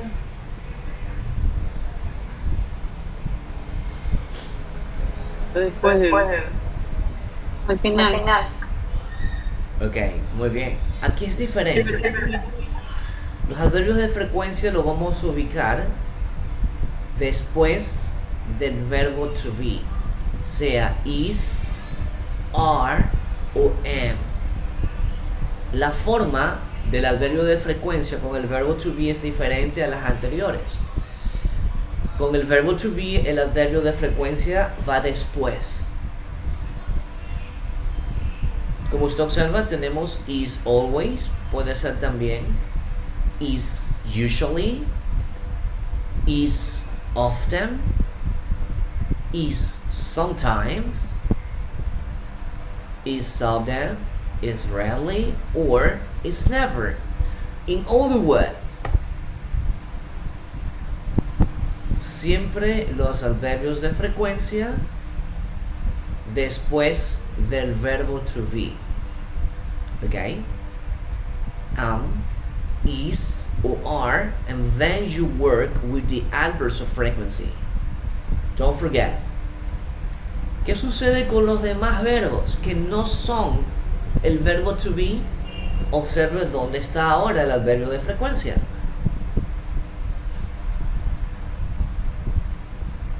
¿Sí lo observa? Está antes. Los adverbios de frecuencia antes. Si es con el verbo to be, después. You see, always writes, usually writes, often writes, sometimes writes, seldom writes, rarely writes, and never. En otras palabras, todos los verbos en presente, el adverbio de frecuencia va a ir antes. ¿Cuál es la excepción? El verbo to be, que va a ir después. Okay? So that's it. It's time for the break time. Remember, you have 20 minutes. We're coming back at 20 past 10. Okay? Eat something. I'm hungry. I need to eat something. Okay? 20 minutes. Break time.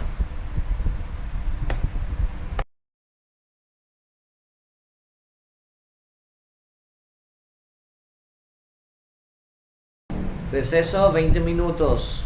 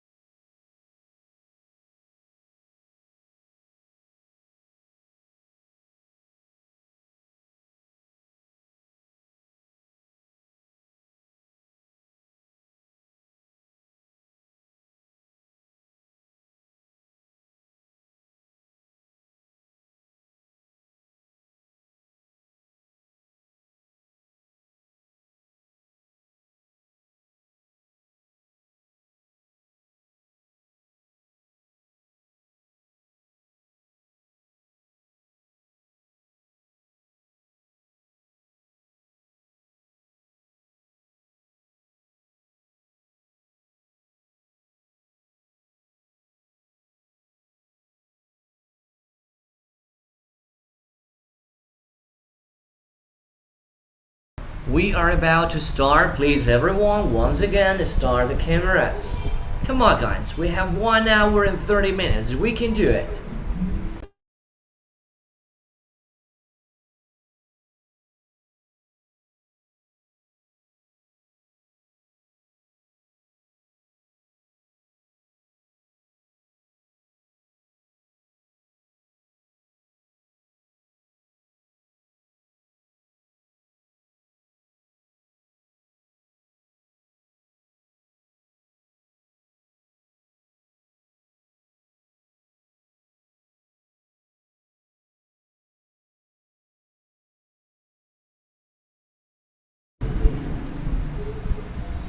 We are about to begin the class part number 2. Please, everyone, start the cameras.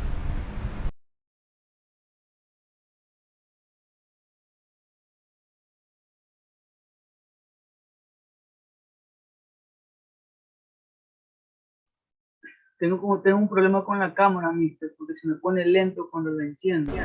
Okay, no problem. Please, the other students, start the cameras. Come on, guys. We have 1 hour and 30 minutes. We can do it.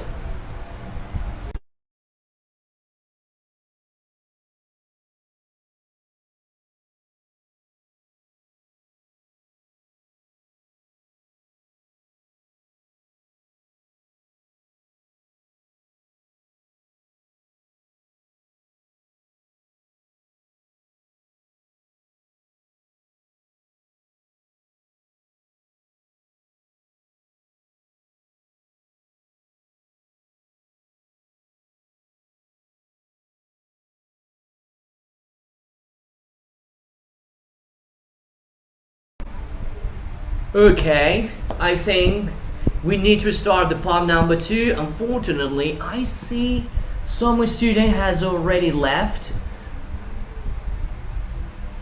Veo que algunos estudiantes se han ido. Okay, no problem. I've told you, remember, if you have an emergency or something, please don't forget, send a message. A private one, right? If you want to go because an emergency or something, don't forget, right? Type, send a message.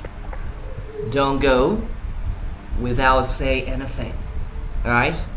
Okay, so it's time to continue with the present simple tense. We already know the concept. We have learned some English verbs to describe the actions. And, well, now we have practiced the adverbs of frequency and how to work with difference per section. It means with the words, the verbs, and also with the verb to be. Okay, so let's continue with the part number 2.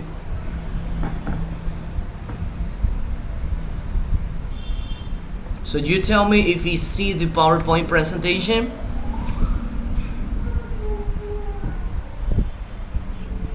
Yes. Okay. Ok, estimados estudiantes, pues como les mencioné al inicio de este módulo número 1, aquí tenemos que practicar muchísimo la parte gramática, aunque no soy partidario, pero sí lo hago en el módulo número 1 porque tenemos que crear algo que se le denomina en un idioma foundations, ¿ok? Foundation viene a dar o significa en nuestro idioma como construir las bases. Correcto. Thank you. Necesitamos las bases. Me he percatado que tenemos, no todos obviamente, pero tenemos un nivel un poco bajo. Entonces yo no puedo exigir a mis estudiantes de este nivel. Obviamente tenemos que hacer democracia. Pues los estudiantes que tienen un nivel superior, pues ayudar a los que no tienen en este contexto cuando hacemos grupos. Entonces por eso me centro más en la parte gramatical en primer módulo. Segundo, tercero y cuarto les prometo que no, porque ya tienen que tener una foundation ustedes. Okay. Dentro de lo que estamos viendo del present simple tense, recordemos que también está el verbo to be en su forma afirmativa, negativa o interrogativa. So, una vez más, pues tenemos que tener esto en claro. El verbo to be es un poco sencillo porque en presente se desglosa, como sabemos, en 3 opciones, las cuales usted las ve ahí. Dependiendo del sujeto, pues estas van a estar de la siguiente forma. You see? I am, you are, he, she, it is, we are, you are, and they are. Okay? This is the verb to be. Recordemos que aparte del verbo to be, tenemos pues los verbos de acción. Se les denomina así acción porque denotan una actividad, un movimiento. Hay también verbos de no action verbs, eso lo vamos a ver después. Quiero que quede claro que el verbo to be es un verbo que está de pronto como un punto y aparte de los demás verbos. Cuando digo demás verbos me refiero a los demás siendo jugar, leer, cantar, escribir, estudiar y así sucesivamente. El que usted ve, el verbo to be, es un punto y aparte de los demás. Okay? Now, as you can see, we have the verb run, means correr, el verbo correr. Como usted observa dentro del casillero, tenemos el verbo correr con una ligera, pero muy ligera variación. ¿Pueden verla?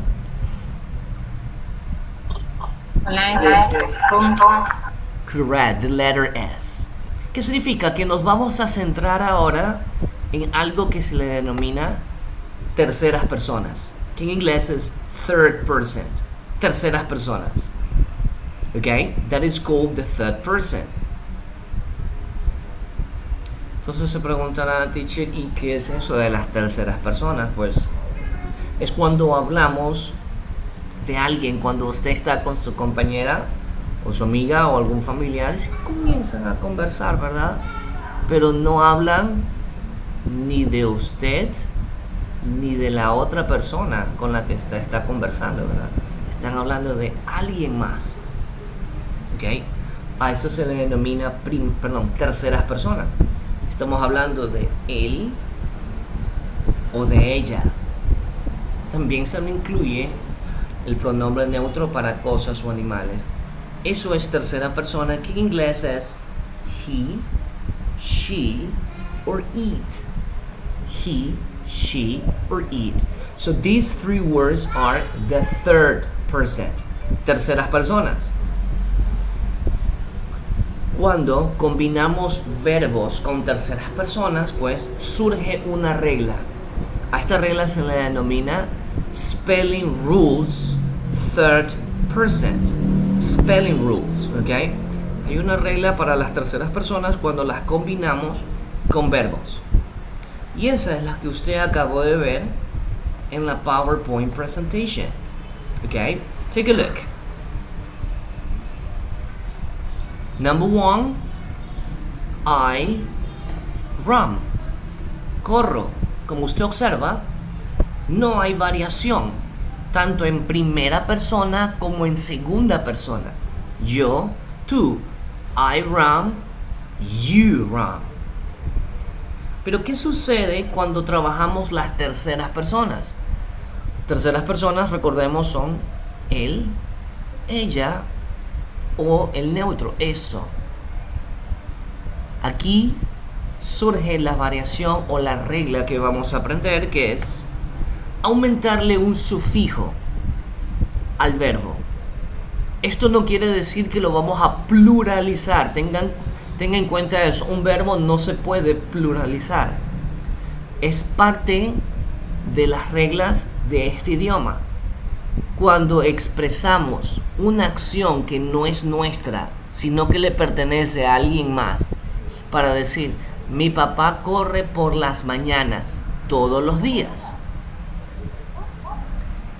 Si usted nombra a su papá, está hablando de una tercera persona que no es usted. A eso se le denomina third person. Y cualquier verbo que usted combine con las terceras personas va a aplicar la regla de los sufijos. ¿Ok? Suffix. En este caso, el verbo correr Pues como usted ve, la regla es sencillita. Simplemente le aumentó el sufijo S. He rams, she rams, or it rams. You see? Él corre, ella corre, eso corre. Después tenemos los pronombres personales que notan cuando hay una o varias personas u objetos o animales. Tenemos el we, nosotros o nosotras, que aquí el verbo correr no cambia, observe, sigue igual. You see? For you, same, and for they, same, lo mismo. ¿Ok? El único cambio que ha habido son para las terceras personas cuando le aumentamos el sufijo S al final del verbo. Terceras personas en ideas, cuando nos expresamos en forma positiva. Ok, please, questions. Antes de entrar a la parte gramatical, que estoy seguro que es un poco pesada. Gramática es gramática, pero como les acabo de decir, tienen que entender una base. Y esta es la base para aquellos que continúen el segundo nivel, tercer nivel y cuarto nivel. ¿Ok? Preguntas, por favor, respecto a las terceras personas, las reglas con los verbos en terceras personas. Question, please. No? Ok.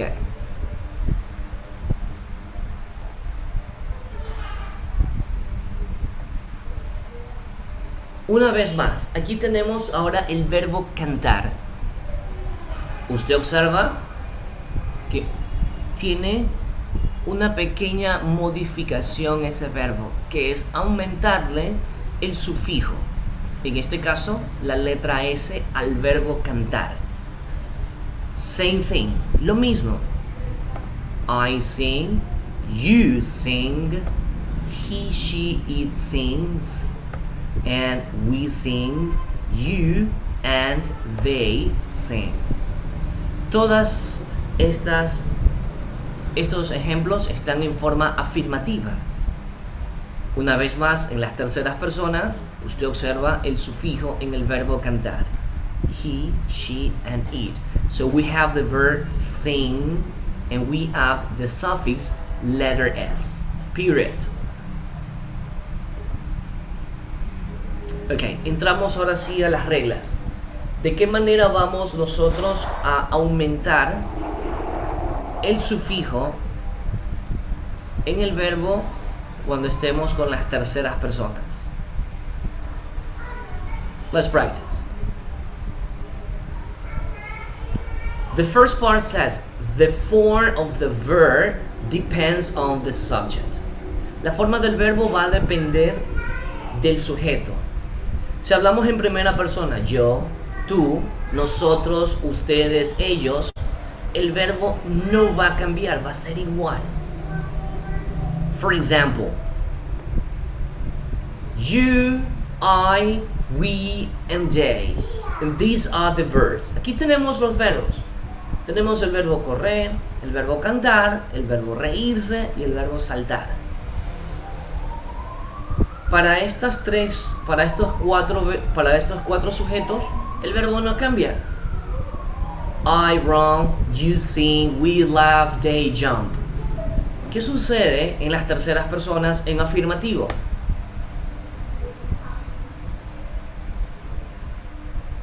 Debemos aumentarle en este caso el sufijo S. ¿Por qué? Es lo que dicta la parte de gramática al momento de trabajar con terceras personas. Él canta, he sings. Ella salta, she jumps. Alright?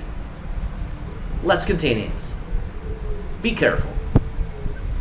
Todo lo que vamos a aprender en este momento se va a basar en third person spelling rules.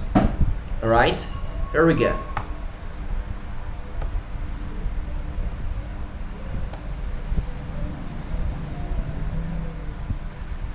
tenemos las primeras reglas. Si tiene cómo hacer captura de pantalla, foto o anote, por favor.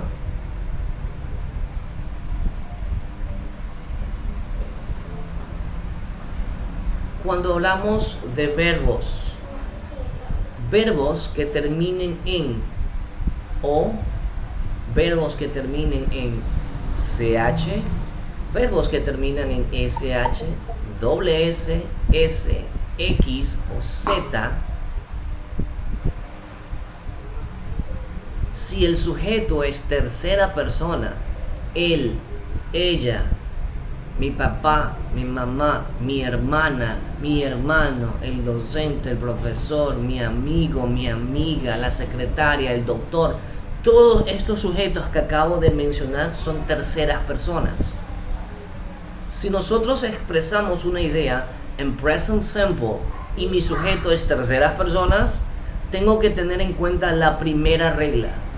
Si el verbo que yo voy a utilizar termina en o, ch, sh, doble s, s, x o z, tendré que aumentarle el sufijo es.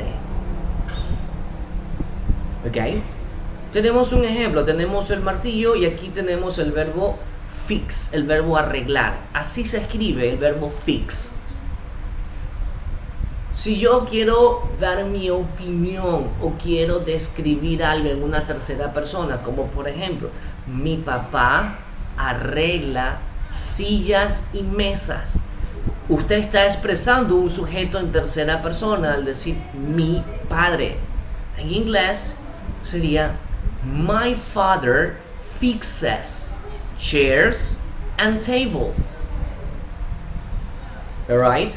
My father fixes chairs and tables.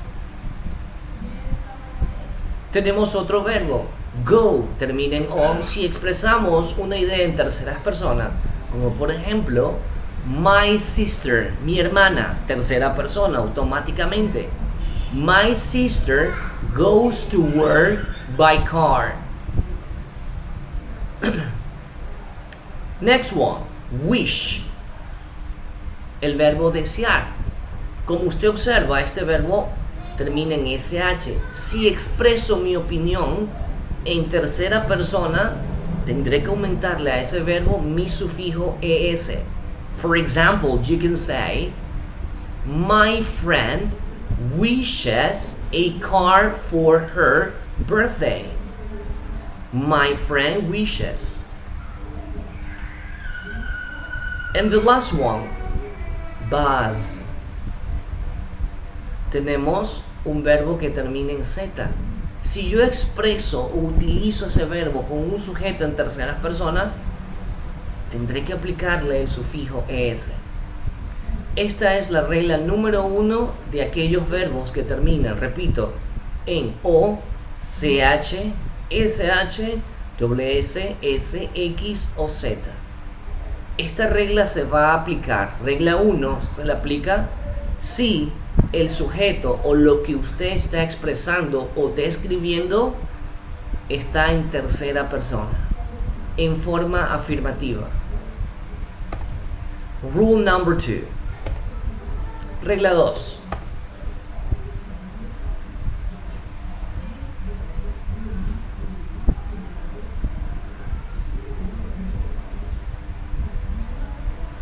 You see the rule number 2? So this is about verbs that ends in the vowel or in the letter Y. Aquí tenemos verbos que terminan en la letra Y. ¿Ok? Como por ejemplo carry, usted ve aquí, cry, or tidy. Carry, cry, and tidy. A estos verbos que terminan en Y, si expresamos o describimos en terceras personas, como usted está viendo, omitimos Y y aumentamos el sufijo IES. Mi hermano carga libros. My brother carries book every day. El niño llora por las mañanas. The boy cries in the morning. Mi hermano ordena su cuarto. My brother tidies his bedroom. Okay? Let's continue. Rule number 3. Vaya apuntando, por favor. Esta regla es muy parecida a la anterior. Lo que cambia es aquellos verbos que terminan en Y, pero la letra que le preside es una vocal. Como por ejemplo el verbo decir, say, observe. Termina en Y, pero la letra que le preside es una vocal. Si cumple esto, simplemente aumentamos S. She says. Lo mismo sucede con el verbo jugar, play. Termina en Y, pero es precedida de una vocal. Terceras personas, S. And the last one, el verbo comprar, buy. So this verb ends in the letter Y, but is preceded by the vowel U, buys. Period. 3 reglas. Preguntas.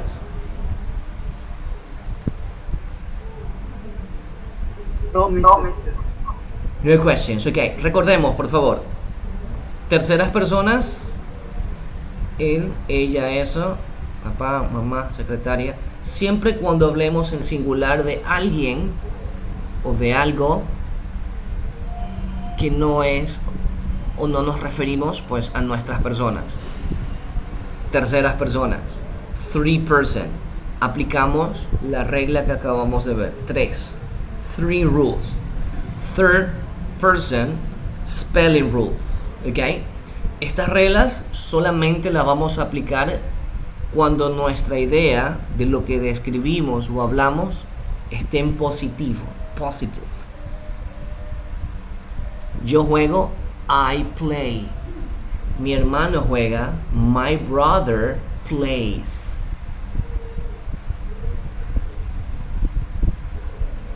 Mi hermana estudia, my sister studies. You study. Okay? Third person, don't forget, that's very important to understand this point. Alright? Let's practice.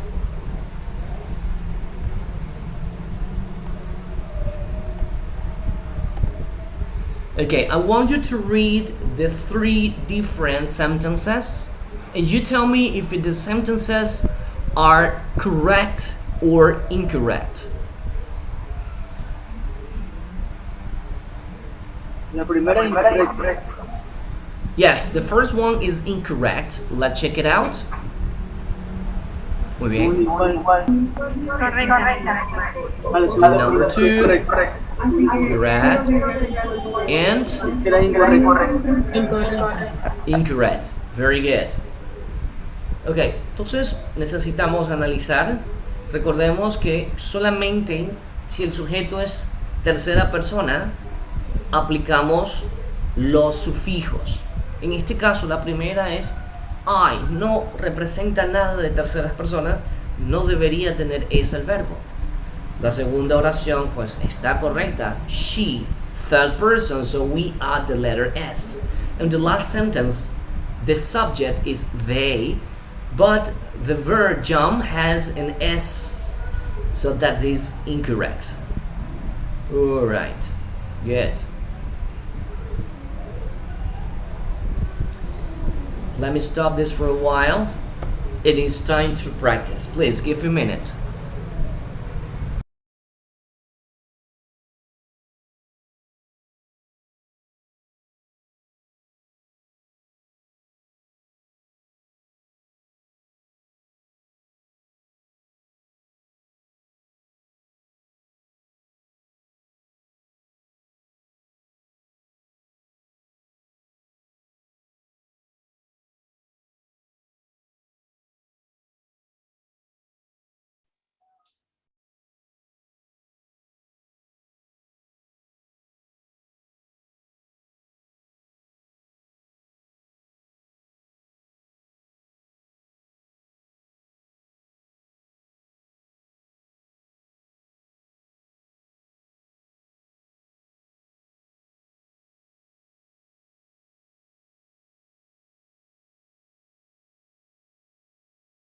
Okay, it's time to practice. I'm going to share a link on the chat box and I want you to click on it and practice. For this activity, please, you will have 6 minutes to carry out. Please practice. As I always says, I don't care. It is okay if you get an excellent grade. Good for you. That means you understood everything. But if you get a very low grade, just think about it, right? So that means you need to practice more about that. All right, there we go. That's the link. Please, everyone, click on it and practice. You got 6 minutes. I'm going to share my link in case it's requested.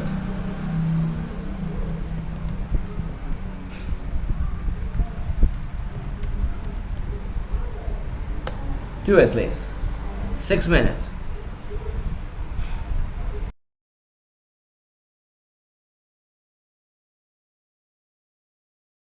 And don't forget, try to keep your cameras on. Mister, ¿escribimos el verbo completo o solamente el sufijo? The complete verb, try in both ways, intente ambas formas. The suffix of the complete verb. Recordemos, esto que vamos a practicar se enfoca solo en terceras personas. Remember, keep that in your mind. 6 minutes. Do it.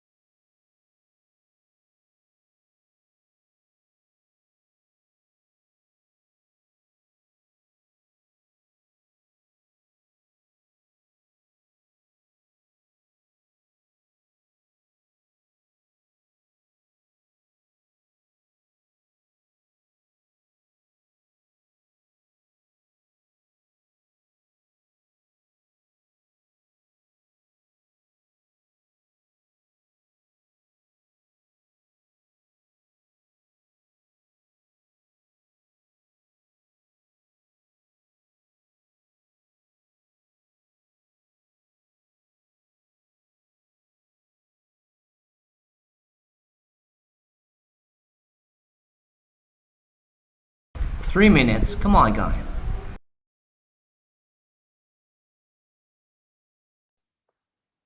Mil disculpas, en la parte donde dice que escoja la opción correcta, no puedo arrastrar hacia la rayita.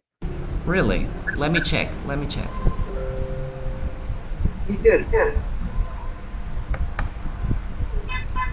No se arrastra. Okay, let me see.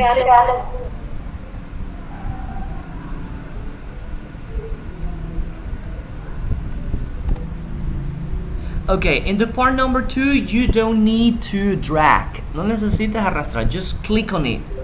That's it. Just click in the correct option, letter A, B, or letter C. That's it. Mister, Yes, tell me. y los verbos, yo solamente los Puedo hacerlo escrito. Yes. For example, in the exercise number 1, just add the suffix. Solo te pide el suffix. For example, the number 1, letter S. And the number 2, for example, crash, is ES. Ya, ok. por colocar los verbos, Mm-hmm. es raro. Okay, just try. Remember, no los escucho bien, eso es el inconveniente. No sé si es mi máquina o es de allá. Como les dije, intente hacer la nota. Las actividades que realizamos durante las clases no son, a pesar que obtienes una calificación, pero es por el programa o la página, pero yo necesito que usted se dé cuenta cómo está. No es tan importante en este caso la calificación final.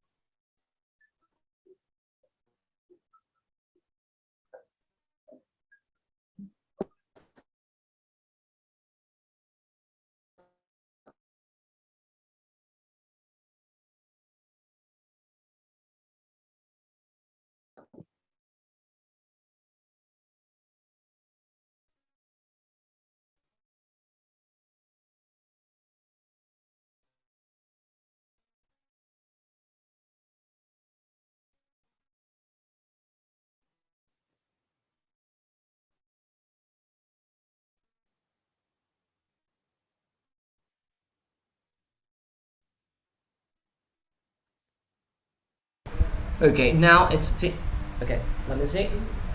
Yes. Okay, so it's time to keep on working. Remember, now we focus on the third person spelling rule.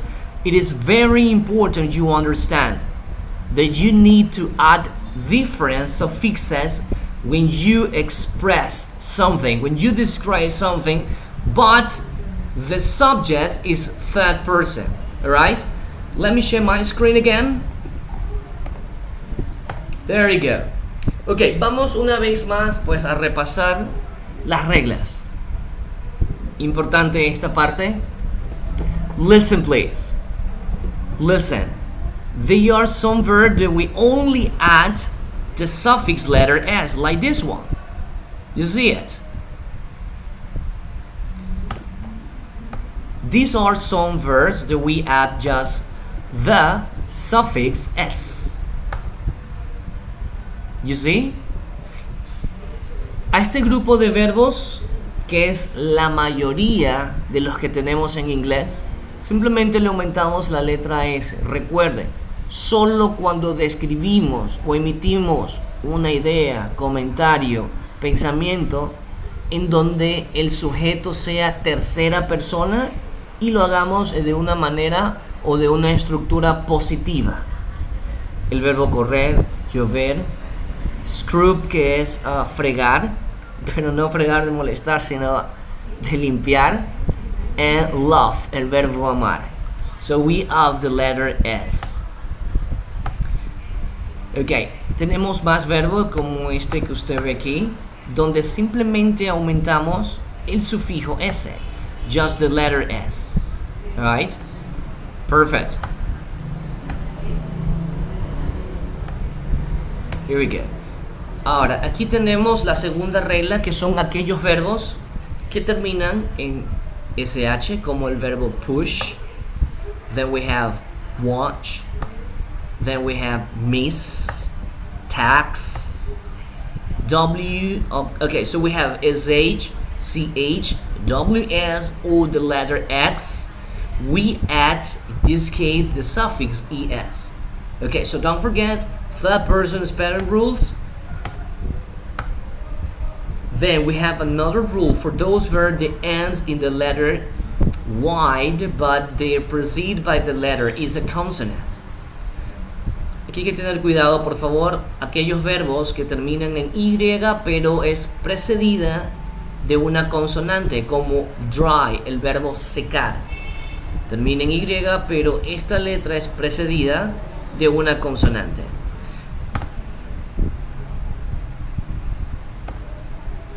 Then we have this ones, study consonants plus the letter Y. We change to ES. Acá tenemos el otro tipo de verbo que también termina en Y, pero esta es precedida de vocal. Aquí simplemente letra S. You see? Pay, pays, buy, buys. Third person, spelling rules. Perfect. Y aquí tenemos pues aquellos verbos irregulares para transformarlos a terceras personas. Tenemos tres de ellos, los tres básicos, que son el verbo tener, el verbo ir y el verbo hacer. En terceras personas, have, has, el verbo tener. Go, and the third person, goes, and then we have the verb do, third person, does.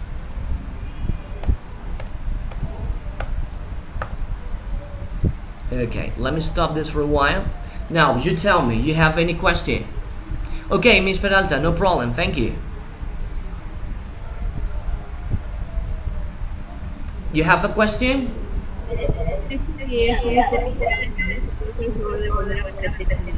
Yes, no problem. No problem. Cool. Yeah, no problem, miss. Give a minute. Una pregunta, Sí. ¿y el verbo Think, think? solo ese. Sí, solo eso. Mire, como... Pero yo le puse ese, pero me salió que estaba mal. Really? Ok. Por eso pregunto, La porque me mayoría lleva la duda. puede haber sido algo. De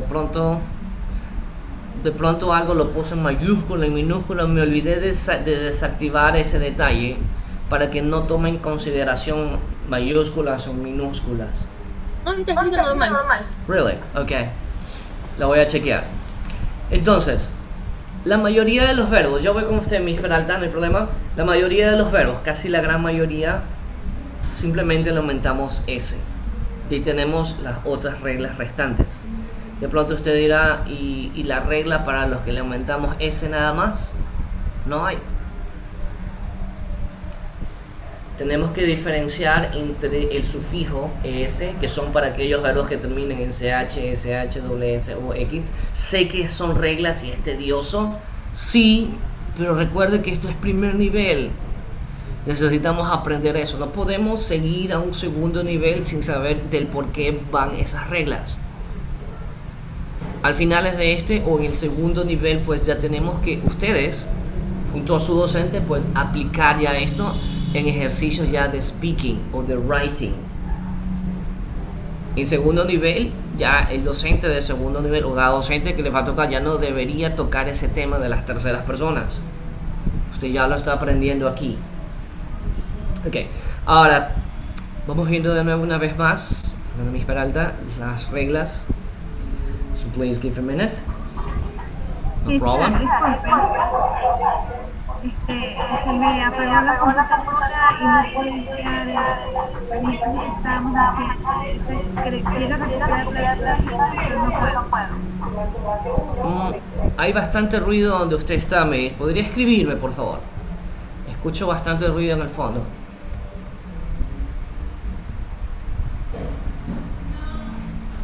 Ok. Sí, por favor, disculpe.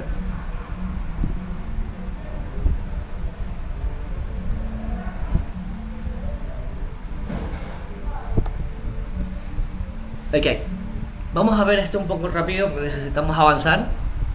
Las reglas de las terceras personas. Recordemos, cuando hablamos terceras personas nos indica de él, ella o el pronombre personal neutro que es it. A eso se relaciona o hace referencia el título. Third person spelling rules. Entonces, como usted observa, tenemos los sujetos I, you, we y they. Con estos sujetos el verbo no cambia en absolutamente para nada, como usted observa. Pero estos sí van a tener una variación cuando describimos o expresamos algo utilizando como sujeto terceras personas. Como usted observa, tenemos he, she, un it. Aquí hemos añadido el sufijo s. Así se le denomina gramaticalmente. Sufijo es el conjunto de letra o letras que añadimos al final de una palabra, en este caso verbos. Como les dije hace un momento, pues la mayoría de los verbos simplemente le añadimos s al final. Lo mismo puede suceder pues con otros tipos de verbos. Aquí tenemos la primera regla. Aquellos verbos que terminan en o, sh, ch, ws, s, x o z. Si expresamos nuestra idea o describimos algo en terceras personas, vamos a aplicar la regla. Como por ejemplo el verbo fix. Fix es arreglar. Si lo que yo describo es tercera persona, pues añado es. Lo mismo con go, goes, and wish, wishes, and buzz, buzzes. Alright? The rule number 2 is about the consonant and letter Y. La regla número 2 es sobre verbos que terminan en Y, pero esta letra es precedida de una consonante. Consonante, pues todas las letras del abecedario a excepción de las 5 vocales. Como usted observa, carry, Y, carrots, cry, cries, tidy, tidies. Tenemos la siguiente regla que esta hace referencia pues a verbos muy parecidos. Terminan en Y, pero esta letra Y es precedida de una vocal.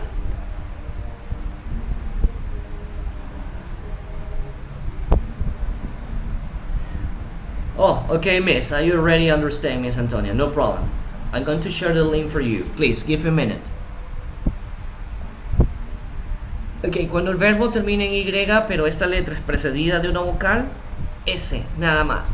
Letter S to the verb. Period. Okay, so that's it. Now, we need to practice. Please, give a minute. Should be somewhere in here. Hence this.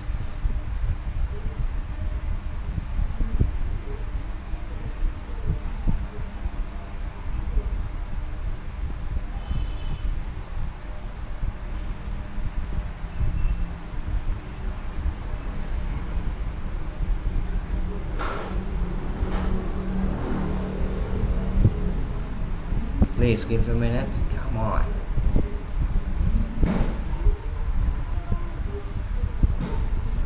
Okay, perfect. Okay, so now we're going to practice some exercises, but as I always says, the more we explain, the better, because we can practice more. Let me share my screen and let's practice. There you go. So in here we have the question. As you can see, the question, what does he do every day? Can you see the question? What does he do every day? ¿Qué hace él todos los días? ¿Cuál es mi sujeto en esa pregunta? He. Por lo tanto es tercera persona. Quiere decir que todas las 6 actividades que usted ve ahí tendrá que comentarle el sufijo de acuerdo a la regla. Picture number 1. ¿Qué verbo podemos poner ahí? Picture number 1. Give me a verb. Drink. Bebé. Drink. Picture number 2.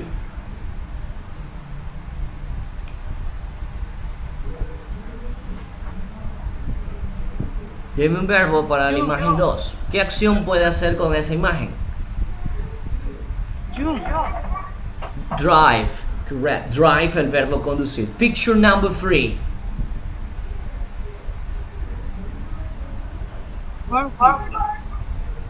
The verb here is read. El verbo leer. Read, yes. Picture number 4. Bueno, está mal, está detrás del árbol, pero bueno. What is the verb? Is.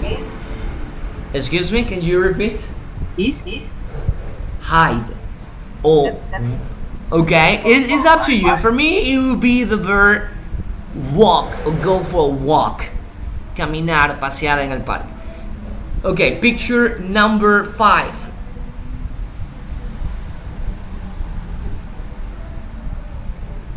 Five and 6 podemos utilizar drive. Okay, no problem.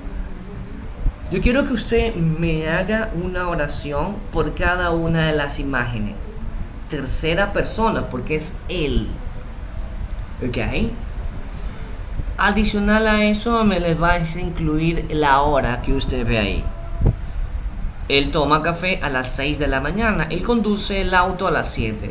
Lee el periódico a las 10 de la mañana. Va al parque a las 4 de la tarde. Conduce su auto de 9 de la mañana, de las 9 de la noche hasta las 10 de la noche. Necesito que usted interprete y hable. Vamos utilizando las terceras personas aquí. ¿Ok? For this activity, dear students, you will have... Yes. El verbo, aumentarle el sufijo correspondiente. Okay. For this activity, you will have 4 minutes. 4 minutos, okay? 4 minutes. Complete it, please.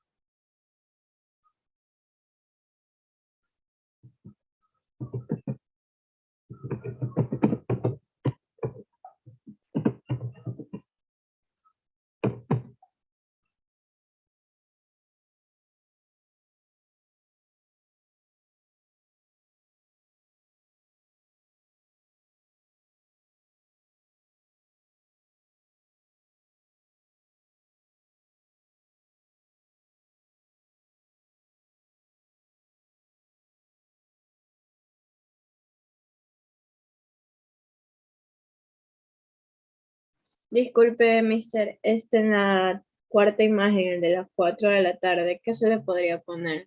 Está... Caminar en el parque. Bueno, mi intención era ponerle caminar en el parque, pero no sé por qué se movió la imagen.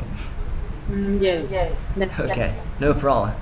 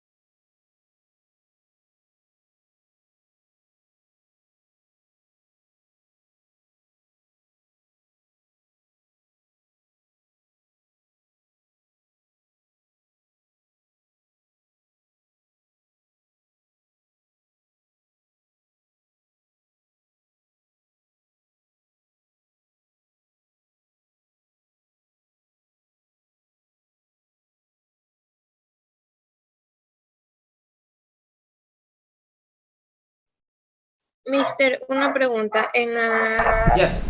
en 6 sería. And the number 6, well, is basically the number 5 and 6 is the same activity, but a different preposition. So you can say, él conduce su auto desde las 9 hasta las 10. Okay? Okay, y la de mañana también es conducir, ¿verdad? Yes, the number 2 is to drive. Gracias. No problem, miss. Come on, guys, 1 minute.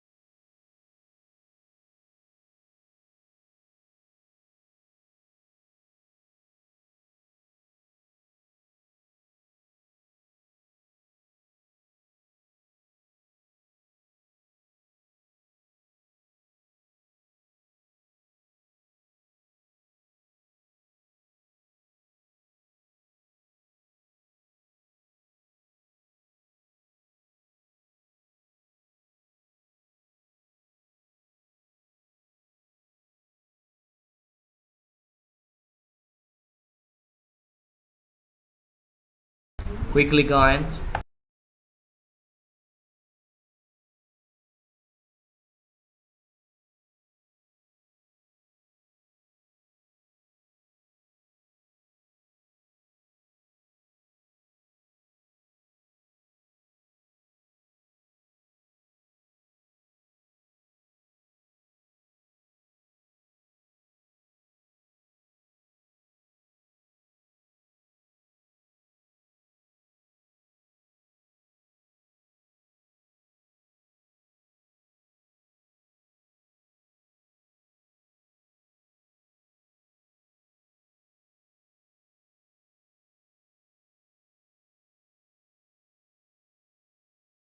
Okay, here we go. Now, second one. You already know how to carry out this activity? Now, take a look. Describe this one, please. Let's talk about the Queen of England. In the same way, I need you to describe her activity. What does she do every day? Alright? Describe again everything in the third person. What does she do every day? For this activity, once again, you will have 4 minutes. Describe her activity, please. Remember to add the suffix on each verb. 4 minutes.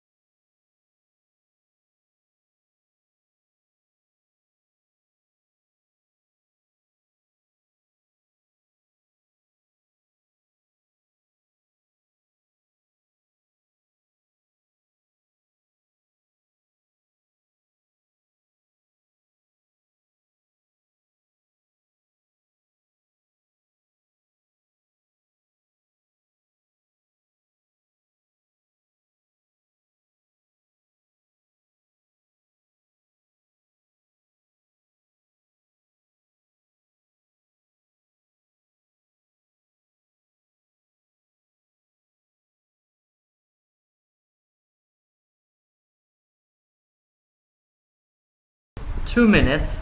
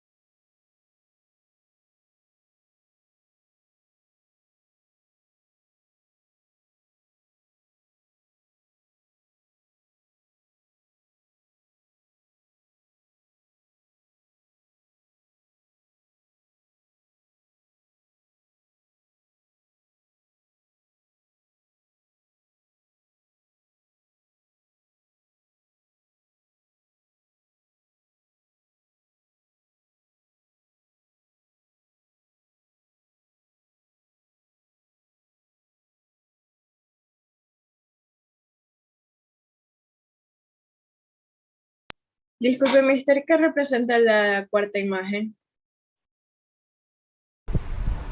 It's a condecoration. It's a medal. Ya, listo, gracias.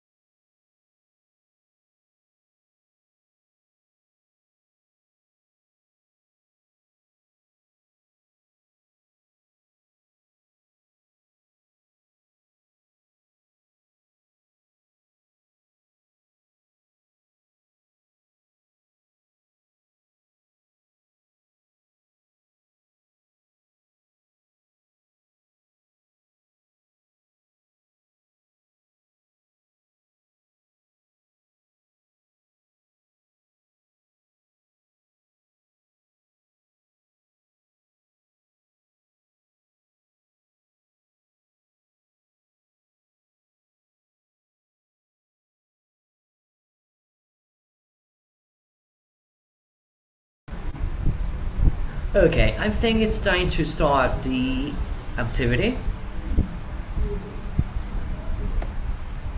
Very good. Who wants to start activity for this one? Who wants to describe about his activity? Who wants to start? Come on, guys, don't fall asleep.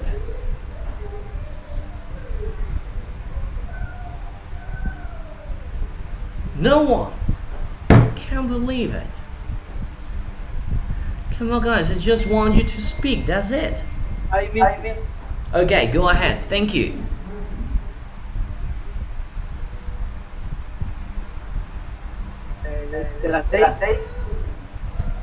Okay, just describe this one, please. Describe his activities. Marlon, Sophie, and He left for work at 7 in the morning. He read the newspaper at 7 morning. He worked in the park at 4 in the afternoon. He left work at 9 at night. He drive home at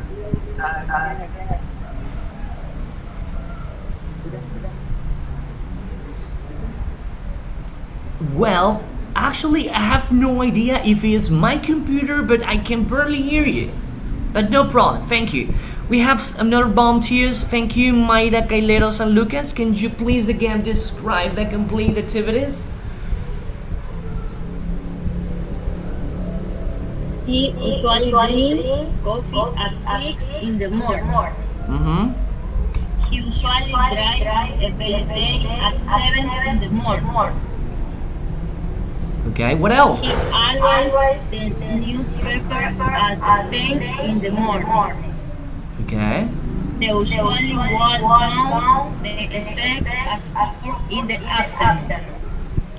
He seldom takes a taxi at night. He often Nice. drives at 10 night. Good. Anybody else want to explain this? Oh, we have more volunteers. Roman Escudero Damaris. Go ahead, it's your turn.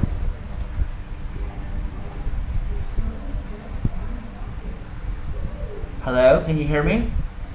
It's me. Yeah. Hello? Go ahead, come on, just speak. He drinks his coffee at 6 in the morning. He goes to work at 7 in the morning. He reads his paper at 10 in the morning. Walk in the park at 4 in the morning. He drives his car from 9 to 10 at the night to Okay, go home. yeah, congratulations, miss. Thank you. Good. You see, that's the way we can describe the activities. Okay, now let's move on to the second one about the Queen of England. Peralta Andrea, thank you.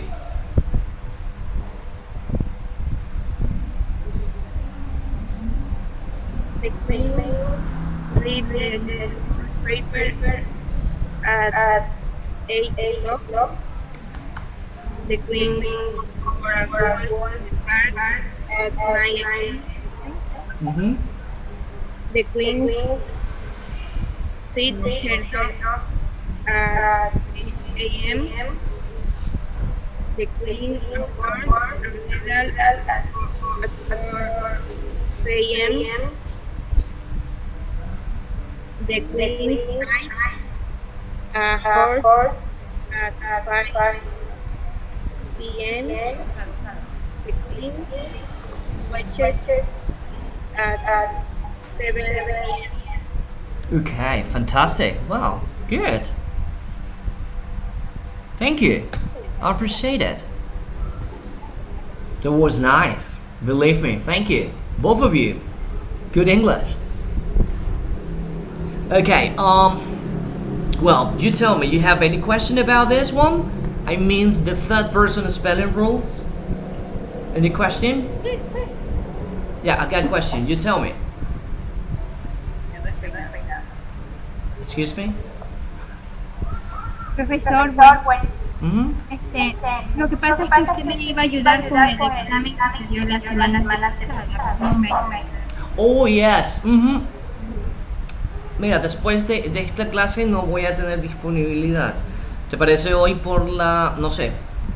Escríbame por favor tu disponibilidad, envíamelo por favor en un chat. Puede ser en la noche. Exactly, yes. Sí, más tarde tengo clases, es un poco complicado. Aquí es to have lunch, to rest, and class again. Class for 2 to 6 o'clock is gonna be difficult for me. So at night, bring it on. Okay. Listo. No problem, mates.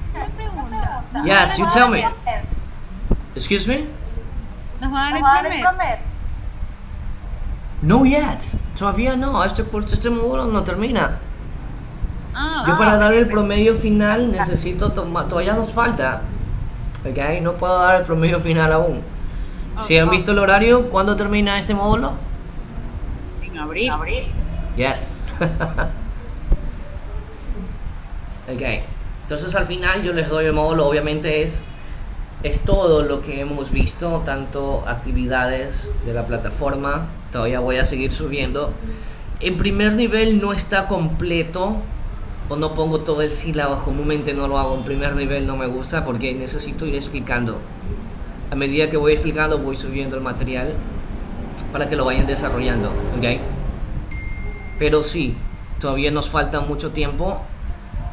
La nota final va, pues obviamente es la suma de las 4 actividades, por decirlo, aportes, más las actividades que hacemos en clases de la plataforma, y estas 2 se van a sumar obviamente con la prueba final, que es sobre 4 puntos.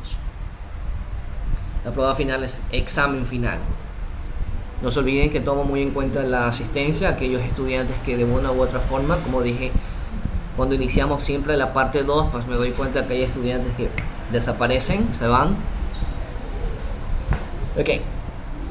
Me gustaría trabajar, de pronto estas clases están un poco, siguen como una cadena, ok, donde no hay mucha interacción, pero quiero que sea de una u otra forma empáticos con los otros estudiantes que no tienen una buena conectividad, ok.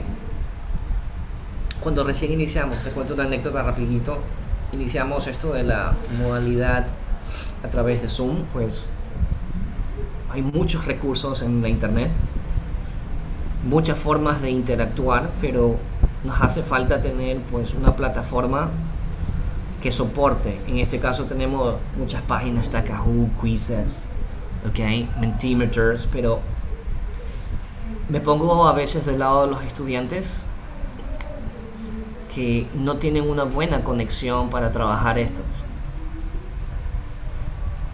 Apenas tienen, si nos vamos, imagínense, a Kahoot, creo que no sería justo que entren de los, déjenme ver cuántos, de los 25 estudiantes entren solo 15 y los otros.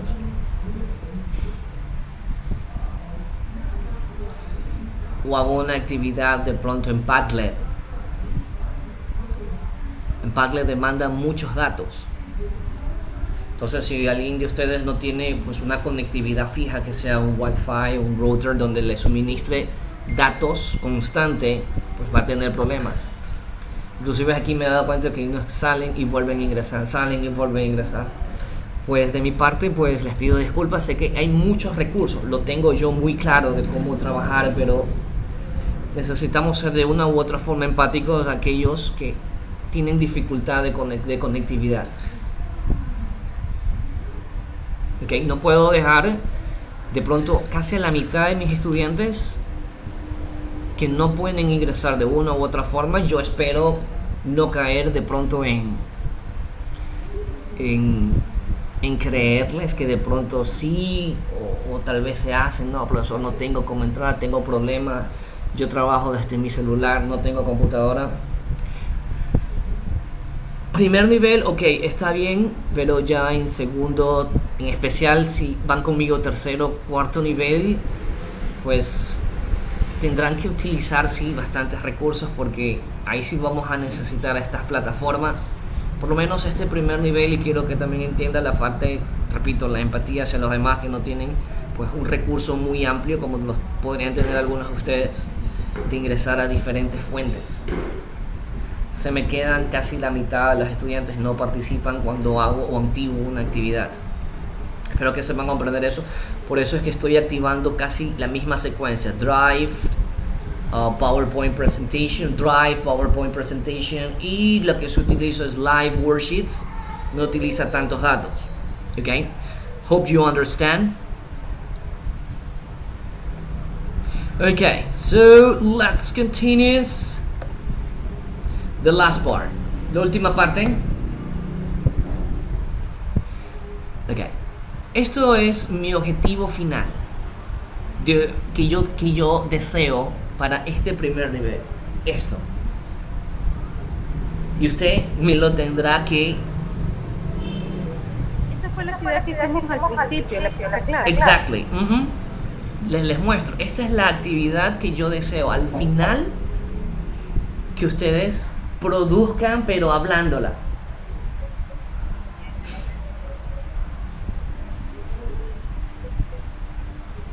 Esto es lo que yo deseo que ustedes produzcan hablándolo. Todo esto que usted ve aquí.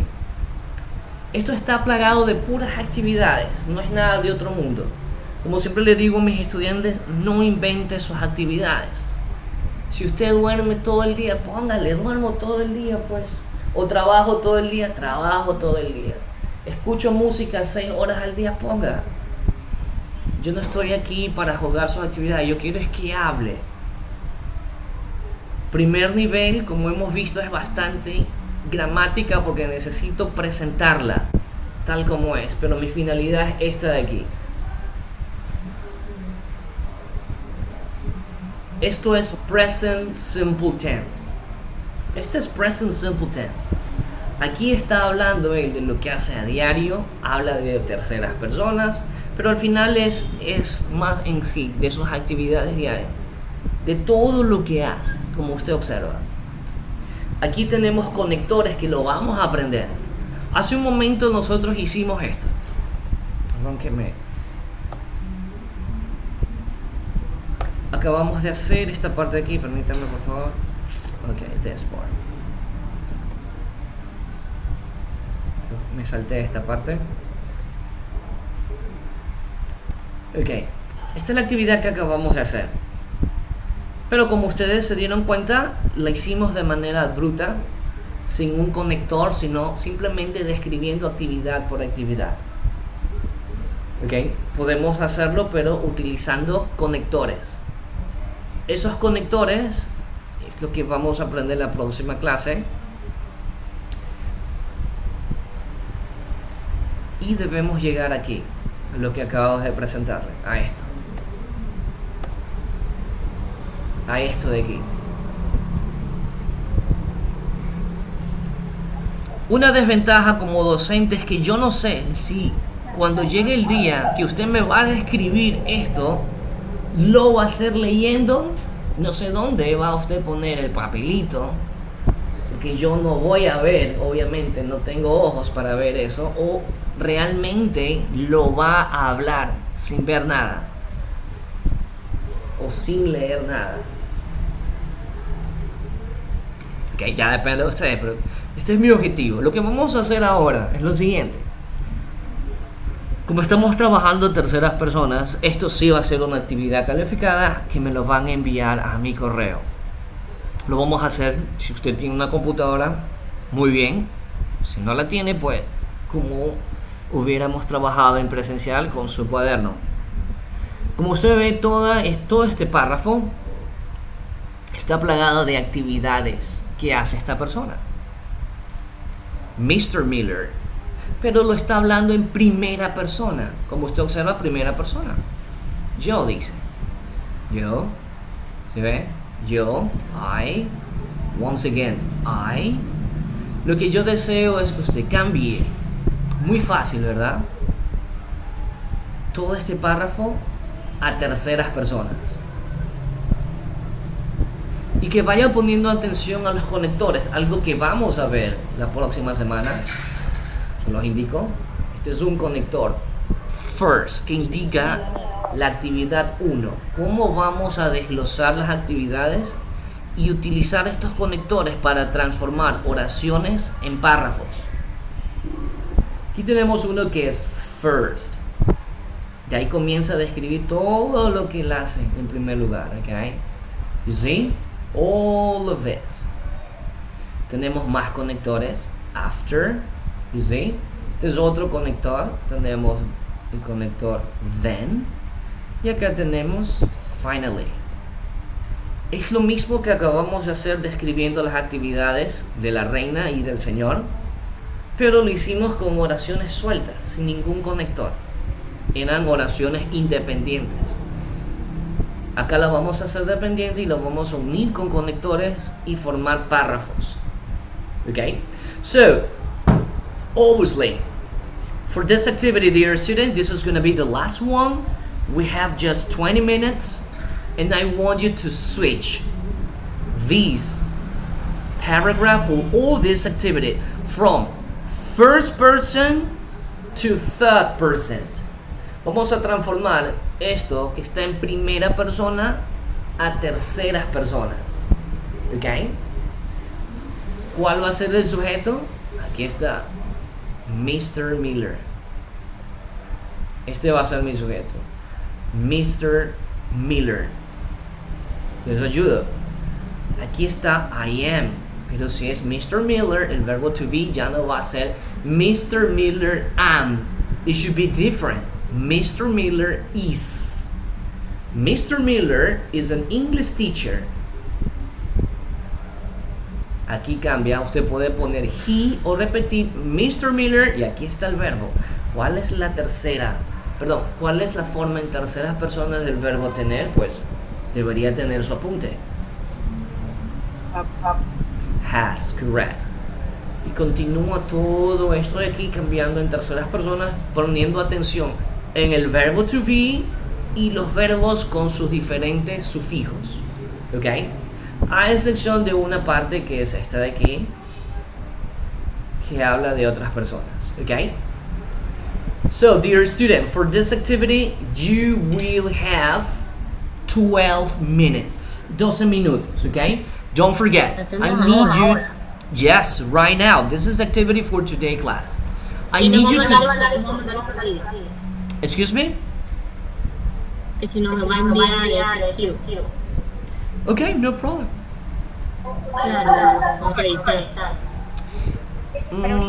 ¿Sabe que usted dijo la palabra clave para editar? No, vamos a escribirlo. No se puede. Sí, vamos a escribirlo. Tenemos que practicar writing. ¿Ok? So we have 12 minutes, 12 minutos, estimados estudiantes, por favor. Esto sí es una actividad calificada.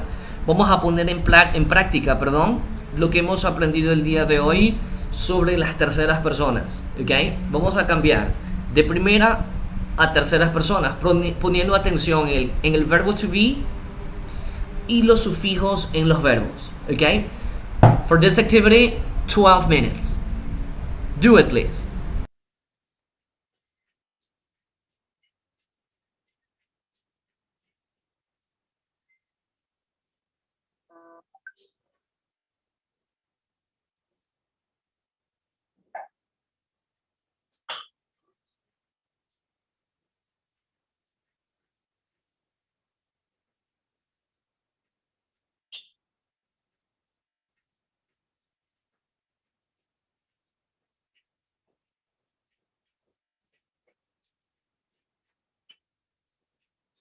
Todo limpiecito, ¿no?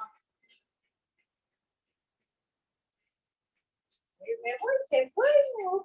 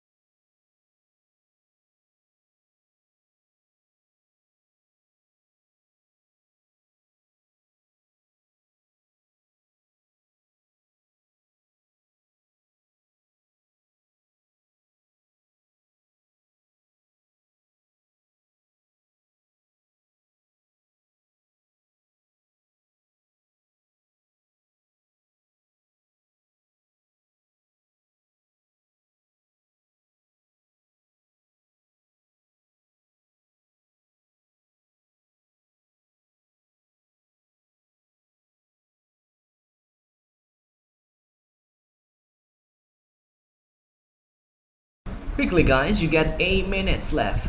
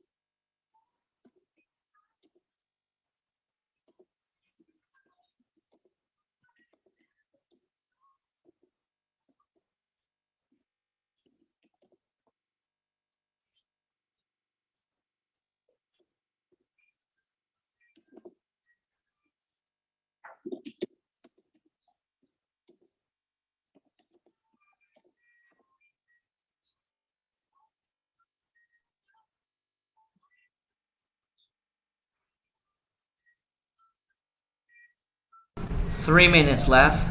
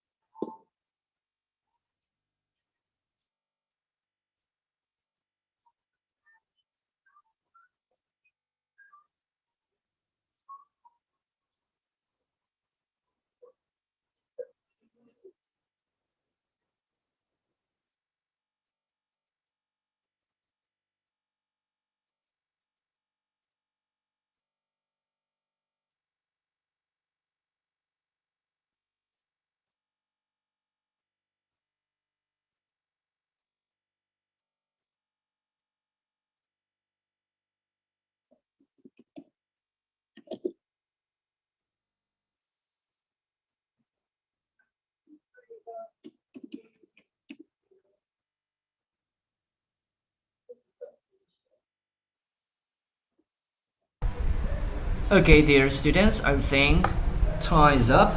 Don't forget, send the activity to my email and I'm going to check it out.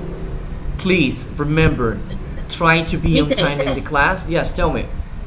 Tenemos que darle ahorita, lo que pasa es que me faltan 3 líneas más o menos. Okay, no problem. Listen, the deadline before 2 p.m. Please, before 2 p.m. Send them, please. Okay? So for the next week, we're going to continue describing present simple tense. We're going to use connectors to make sentences, independent sentences into paragraph, right?